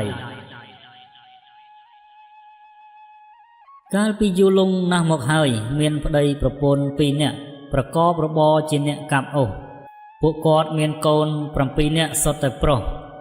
ហើយជីវិតរបស់ពួកគាត់ស្ថិតក្នុងភាពទីទាល់ក្រក្រៅពីនេះពួកគាត់មានបញ្ហាមួយទៀតដែលធ្វើឲ្យគាត់កាន់តែស្មុគស្មាញនោះគឺកូនពៅរបស់គាត់មានអាយុ7ឆ្នាំទៅហើយតែគេមិនសូវចេះនិយាយស្ដីអ្វីឡើយតាំងពីកើតមកគេមានរូបរាងតូចល្អិតហេតុនេះហើយទើបអ្នកស្រុកហៅគេថាចៅប៉ុនមេដៃចៅប៉ុនមេដៃជាកុមារឆ្លាតវាងវៃជាងបងរបស់គេទៅទៀតគេមិនចូលចិត្តនិយាយច្រើនទេតែគេចូលចិត្តស្ដាប់គេនិយាយនៅរដូវរងាមួយឪពុកម្ដាយរកអ្វីឲ្យកូនហូបទៀតលែងបានពួកគាត់ក៏អស់មធ្យោបាយក្នុងការចិញ្ចឹមកូនយប់មួយនៅពេលកូនដេកលក់អស់បរោះជាប្តីពិភាក្សាជាមួយប្រពន្ធថាយើងគ្មានសមត្ថភាពចិញ្ចឹមកូនឲ្យរស់តទៅទៀតបានទេយើងត្រូវតែយកពួកគេទៅបំបរបងចោលក្នុងព្រៃប្រសើរជាងឃើញពួកគេដាច់ពោះស្លាប់ដោយវេទនានៅចំពោះមុខប្រពន្ធគិតមួយសន្ទុះក៏និយាយទាំងអស់សង្ឃឹមថាណ៎ហើយចុះខ្ញុំក៏គ្មានវិធីចិញ្ចឹមពួកគេដែរសូមធ្វើទៅតាមគំនិតរបស់បងទៅចុះប្រពន្ធក៏ចូលដំណេកទាំងយំសឹកសួលឪពុកម្ដាយនិយាយគ្នាដោយនឹកស្មានថាកូនដេកលក់អស់ទៅហើយតែតាមការពិតចៅប៉ុនមេដៃពួននៅក្រោមកៅអីចាស់ដែលឪពុកគេអង្គុយវាស្ដាប់ឮពាក្យសម្ដីដែលឪពុកម្ដាយបាននិយាយគ្នាហើយវាចូលដេករិះរកមធ្យោបាយដែលវាត្រូវធ្វើស្អែកឡើងចៅប៉ុនមេដៃក្រោកពីព្រលឹមរត់សំដៅទៅមាត់ស្ទឹងវាប្រញាប់រើសក្របគ្រោះពណ៌សជាច្រើនដាក់ពេញហៅប៉ៅរបស់វាបន្ទាប់មកឪពុកម្ដាយនិងកូនទាំងអស់ចេញដំណើរទៅព្រៃដើម្បីទៅកាប់អុសដោយសពដងអំឡុងពេលកំពុងធ្វើដំណើរចៅប៉ុនមេដៃបានពង្រាយក្របគ្រោះជាច្រើននៅតាមផ្លូវឪពុកបានរំលំដើមឈើជាច្រើនចំណែកកូននាំគ្នាកាប់មែកឈើយ៉ាងញាប់ដៃពេលឃើញកូនធ្វើការភ្លេចខ្លួន2អ្នកប្តីប្រពន្ធក៏គេចខ្លួនយ៉ាងរហ័សចោលកូនទាំងអស់ក្នុងព្រៃជ្រៅពេលមកដល់ផ្ទះវិញពួកគាត់បានជួបនឹងបុរសម្នាក់ជាអ្នកមានទ្រព្យសម្បត្តិបុរសនោះបានជូនប្រាក់មួយចំនួនសម្រាប់ទិញអាហារឲ្យក្មេងៗ2អ្នកប្តីប្រពន្ធត្រេកអរណាស់ក៏ប្រញាប់ទៅទិញនំចំណីនិងអាហារឆ្ងាញ់ និយាយពីកូនដែលនៅក្នុងព្រៃនោះវិញកាលបើរកឪពុកម្ដាយមិនឃើញក៏តាំងស្រែកយំគ្រប់គ្នាចំណែកចៅប៉ុនមេដៃប្រាប់ទៅបងវាថាសូមបងទាំងអស់គ្នាឈប់យំទៅខ្ញុំស្គាល់ផ្លូវខ្ញុំនឹងនាំបងត្រឡប់ទៅផ្ទះយើងវិញចៅប៉ុនមេដៃដើរនាំមុខបងរបស់គេលុះពេលប្រលប់ទៅពួកគេបានមកដល់ផ្ទះវិញប៉ុន្តែពួកគេមិនហ៊ានចូលផ្ទះឡើយហើយក៏នាំគ្នាឈរក្បែរមាត់ទ្វារបានឮម្ដាយនិយាយទៅកាន់ឪពុកថាយើងហូបឆ្អែតហើយតែខ្ញុំនឹកកូនរបស់យើងណាស់ពេលនេះពួកគេនៅឯណាពួកគេនៅក្នុងព្រៃប្រហែលជាត្រូវឆ្កែចចកឬខ្លាស៊ីអស់ទៅហើយបងឯងជាឪពុកមានចិត្តអាក្រក់ណាស់បរោះជាប្តីខឹងយ៉ាងខ្លាំងដែលប្រពន្ធទម្លាក់កំហុសមកលើខ្លួនតែម្នាក់ឯងប្រពន្ធបន្តទៀតថាអោកូនមាសម្ដាយកូនកំសត់ណាស់យប់ថ្មើរនេះតើកូននៅឯណាចំណែកកូនប្រុសទាំង7នាក់វិញពេលឮម្ដាយនិយាយដូច្នេះក៏ស្រែកព្រមគ្នាឡើងពួកខ្ញុំមកដល់ហើយខ្ញុំនៅទីនេះម្ដាយឮសំឡេងកូនក៏រហ័សទៅបើកទ្វារស្ទុះស្រវាអោបកូននិយាយថាកូនមាសម្ដាយសប្បាយចិត្តណាស់ដែលឃើញកូនត្រឡប់មកវិញដូច្នេះកូនឃ្លានណាស់ហើយចាំម្ដាយយកអាហារមកឲ្យកូនហូបណាម្ដាយក៏រៀបចំបាយទឹកឲ្យកូនហូបឆ្អែតយ៉ាងស្កប់ស្កល់វេលាក្រោយមកទៀតនៅពេលដែលគ្រួសារនេះអស់ប្រាក់ទិញអាហារចិញ្ចឹមកូនឪពុកម្ដាយក៏ចាប់ផ្ដើមកាត់ទុកសារជាថ្មីប្តីនិយាយតិចប្រាប់ប្រពន្ធថាយើងគ្មានមធ្យោបាយអ្វីចិញ្ចឹមកូនតទៅទៀតទេមានតែយកពួកគេទៅបំបរបងចោលក្នុងព្រៃទៀតតែម្ដងនេះត្រូវតែទៅឲ្យឆ្ងាយជាងមុនដើម្បីកុំឲ្យពួកគេមករកផ្ទះយើងឃើញតែចៅប៉ុនមេដៃអង្គុយគៀនជញ្ជាំងបានស្ដាប់ឮទាំងអស់ស្អែកឡើងចៅប៉ុនមេដៃភ្ញាក់ពីព្រលឹមបំរុងទៅរើសក្របគ្រោះទៀតប៉ុន្តែពេលនេះទ្វារផ្ទះត្រូវបានចាក់សោជាប់វារអ៊ូម្នាក់ឯងថាតើធ្វើយ៉ាងម៉េចទៅពោះពេលបាត់ទៅហើយបន្ទាប់មកឪពុកម្ដាយក៏នាំកូនចេញទៅពេលនេះចៅប៉ុនមេដៃគ្មានក្របគ្រោះក្នុងហៅប៉ៅដោយលើកមុនទៀតឡើយវាក៏គិតឃើញវិធីមួយគឺបេះនំប៉័ងជាដុំតូចហើយទម្លាក់រាយតាមផ្លូវដើម្បីទុកជាចំណាំនៅពេលកូនធ្វើដំណើរភ្លេចខ្លួនឪពុកម្ដាយលបកិច្ចខ្លួនចេញបាត់ទុកកូនចោលនៅកណ្ដាលព្រៃដ៏ក្រាស់ថ្មឹកគ្រានោះពួកគេទាំងអស់គ្នាភ័យស្រឡាំងកាំងមិនដឹងជាទៅទីណាចៅប៉ុនមេដៃប្រាប់ទៅបងវាថាយើងមិនវង្វេងផ្លូវទេខ្ញុំបានរាយនំប៉័ងតាមផ្លូវរហូតសូមបងដើរតាមខ្ញុំមកតែខុសស្រឡះសត្វចាបបានចឹកស៊ីកំទេចនំប៉័ងនោះអស់ធ្វើឲ្យចៅប៉ុនមេដៃមិនអាចនាំបងរបស់វារកផ្លូវទៅផ្ទះឃើញឡើយរាត្រីកាលចូលមកដល់មេឃក៏ងងឹតភ្លៀងក៏ធ្លាក់កុមារទាំង7នាក់ត្រូវវង្វេងនៅកណ្ដាលព្រៃណាខ្លាចខ្យល់ក៏រន្ទះផងណាខ្លាចសត្វសាហាវផងចៅប៉ុនមេដៃឡើងដើមឈើយ៉ាងខ្ពស់សម្លឹងរកមើលគ្រប់ទិសទីវាបានឃើញពន្លឺភ្លើងផ្លុងចេញពីក្នុងផ្ទះមួយវាក៏នាំបងសំដៅទៅទីនោះពេលទៅដល់ពួកគេក៏គោះទ្វារស្រែកហៅម្ចាស់ផ្ទះរំពេចនោះមានស្ត្រីម្នាក់ចេញមកបើកទ្វារហើយសួរថាតើក្មួយទៅណាមកណាទាំងយប់ងងឹតបែបនេះពួកគេរហ័សឆ្លើយថាពួកខ្ញុំទាំងអស់គ្នាជាក្មេងកំសត់វង្វេងក្នុងព្រៃ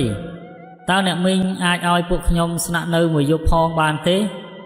គួរឲ្យស្ដាយណាស់ពួកឯងកំពុងមកដល់ផ្ទះយៈហើយយៈនឹងស៊ីពួកឯងជាចំណីពេលនេះយៈមិននៅទេតែគេនឹងមកដល់ឥឡូវនេះស្ត្រីនោះឆ្លើយតបទាំងបង្ហូរទឹកភ្នែកកុមារទាំង7នាក់ឮដូច្នេះក៏ស្រែកយំគ្រប់គ្នាហើយអង្វរមីងថាសូមអ្នកមីងមេត្តាជួយពួកខ្ញុំបានដេកនៅទីនេះមួយយប់ផងខ្ញុំខ្លាចសត្វសាហាវណាស់តែខ្ញុំមិនសូវខ្លាចយៈទេតាមពិតស្ត្រីនោះជាប្រពន្ធយៈគាត់បាននាំក្មេងៗចូលទៅក្នុងផ្ទះរបស់គាត់នៅលើតុធំមួយពួកគេក្រឡេកឃើញសាច់ជាច្រើនជាអាហាររបស់យៈដែលរៀបចំរួចជាស្រេច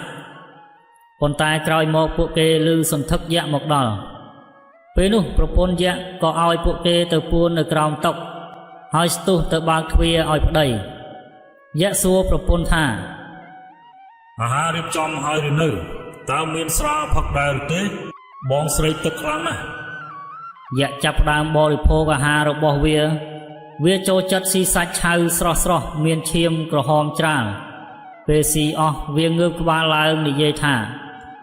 ដូចជាមានក្លិនសាច់ស្រស់ទៀតនៅទីនេះប្រពន្ធប្រញាប់ឆ្លើយថាប្រហែលជាក្លិនអាហារដែលខ្ញុំធ្វើទុកសម្រាប់ថ្ងៃស្អែកហើយមើលទៅយក្សកំហកខ្លាំងថាទេគឺក្លិនសាច់ស្រស់យក្សអូនក្បាលមើលក្រោមតុក៏លាន់មាត់ថាអូនឯងហ៊ានកុហកបងផងអីយើងស៊ីវាតែម្ដងទៅបងប្អូន7នាក់នាំគ្នាស្រែកក្រហយំពេញផ្ទះនៅពេលដែលយក្សទាញកំបិតចេញមកពេលនោះប្រពន្ធនឹងវល់ប្តីថាបងប្រុងធ្វើអីហ្នឹងចាំស្អែកសិនទៅល្ងាចនេះយើងមានអាហារល្មមគ្រប់គ្រាន់ហើយតាល្អណាស់ចាំស្អែករត់តែប្រសើរយក្សសប្បាយចិត្តណាស់វាផឹកស្រាអស់យ៉ាងច្រើនទើបវាចូលដំណេក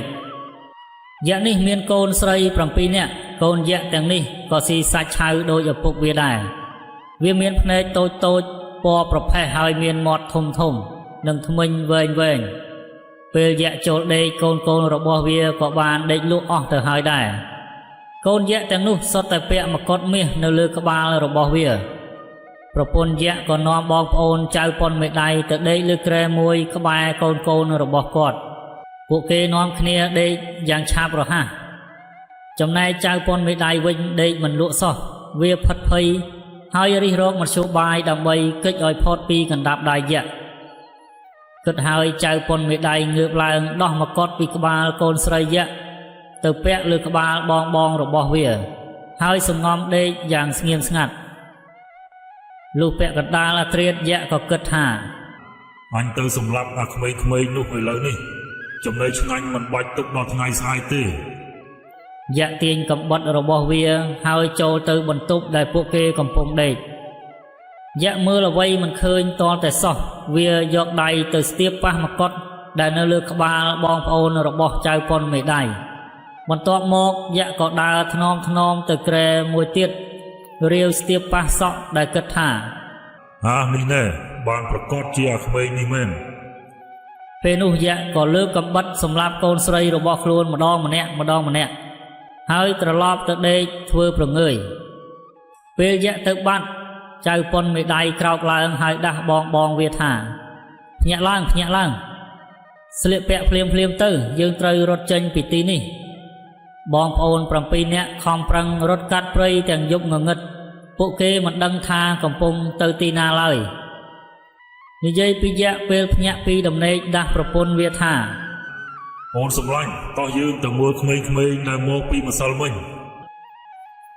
យក្សជាមួយប្រពន្ធក៏បើកទ្វារបន្ទប់ស្រាប់តែឃើញកូនស្រីទាំងអស់ស្លាប់រដោករណែលនៅលើគ្រែប្រពន្ធឃើញភ្លាមក៏សន្លប់បាត់ស្មារតីតែម្ដងយក្សឃើញកូនស្រីស្លាប់ដូច្នេះក៏ស្រែករំពងឡើងតើខ្ញុំបានធ្វើអ្វីខ្លះទៅយើងនឹងតាមសម្លាប់ពួកអាក្មេងចង្រៃនោះឲ្យអស់យក្សក៏ទាញស្បែកជើងទឹកហើយបោះជំហានបានច្រើនគីឡូម៉ែត្រក្នុងមួយជំហានរបស់វាដោយហោះរំលងភ្នំផ្លោះស្ទឹងនិងទន្លេជាច្រើនចំណែកចៅប៉ុនមេដៃនិងបងរបស់វាបានឃើញយក្សពីចម្ងាយក៏នាំគ្នាឡើងទៅពួននៅលើដើមឈើធំមួយចំណែកយក្សតាមរកក្មេងនោះមិនឃើញវាអស់កម្លាំងខ្លាំងណាស់ក៏អង្គុយសម្រាកនៅក្រោមដើមឈើនោះហើយដេកលក់បាត់ទៅចៅប៉ុនមេដៃឃើញយក្សដេកស្រមុកខុលក៏ចូលទៅដោះស្បែកជើងទឹកបានយ៉ាងងាយវាក៏អាចរត់ផ្លោះបានលឿនដូចយក្សអីចឹងដែរវាហោះសំដៅទៅផ្ទះយក្សវាឃើញប្រពន្ធយក្សកំពុងអង្គុយយំក៏និយាយថាអ្នកមីងពួកចៅបានចាប់ប្តីមីងទៅបាត់ហើយចៅចង់បានមាសប្រាក់មួយចំនួនទើបពួកគេដោះលែងគាត់មកវិញចៅប៉ុនមេដៃបន្តទៀតថាសូមអ្នកមីងឲ្យមាសប្រាក់មួយចំនួនមកព្រោះខ្ញុំស្គាល់ផ្ទះរបស់ចៅហេតុតែស្រឡាញ់ប្តីចង់ជួយជីវិតប្តីប្រពន្ធយក្សក៏ប្រមូលមាសប្រាក់ដែលខ្លួនមានមកឲ្យចៅប៉ុនមេដៃចៅប៉ុនមេដៃក៏ត្រឡប់មកផ្ទះវិញដោយនាំយកមាសប្រាក់ជាច្រើន ដែលបានអំពីយៈមកប្រគល់ឲ្យឪពុកម្ដាយរបស់វាឪពុកម្ដាយនិងកូនទាំងអស់សប្បាយរីករាយណាស់ដែលបានរស់នៅជួបជុំគ្នាវិញព្រមទាំងមានទ្រព្យសម្បត្តិគ្រប់គ្រាន់សម្រាប់ជីវភាពគ្រួសារនិងរស់នៅយ៉ាងសុខសាន្តលុះអវសានជីវិតប្រាជ្ញាជាអាវុធសម្រាប់ដោះស្រាយបញ្ហា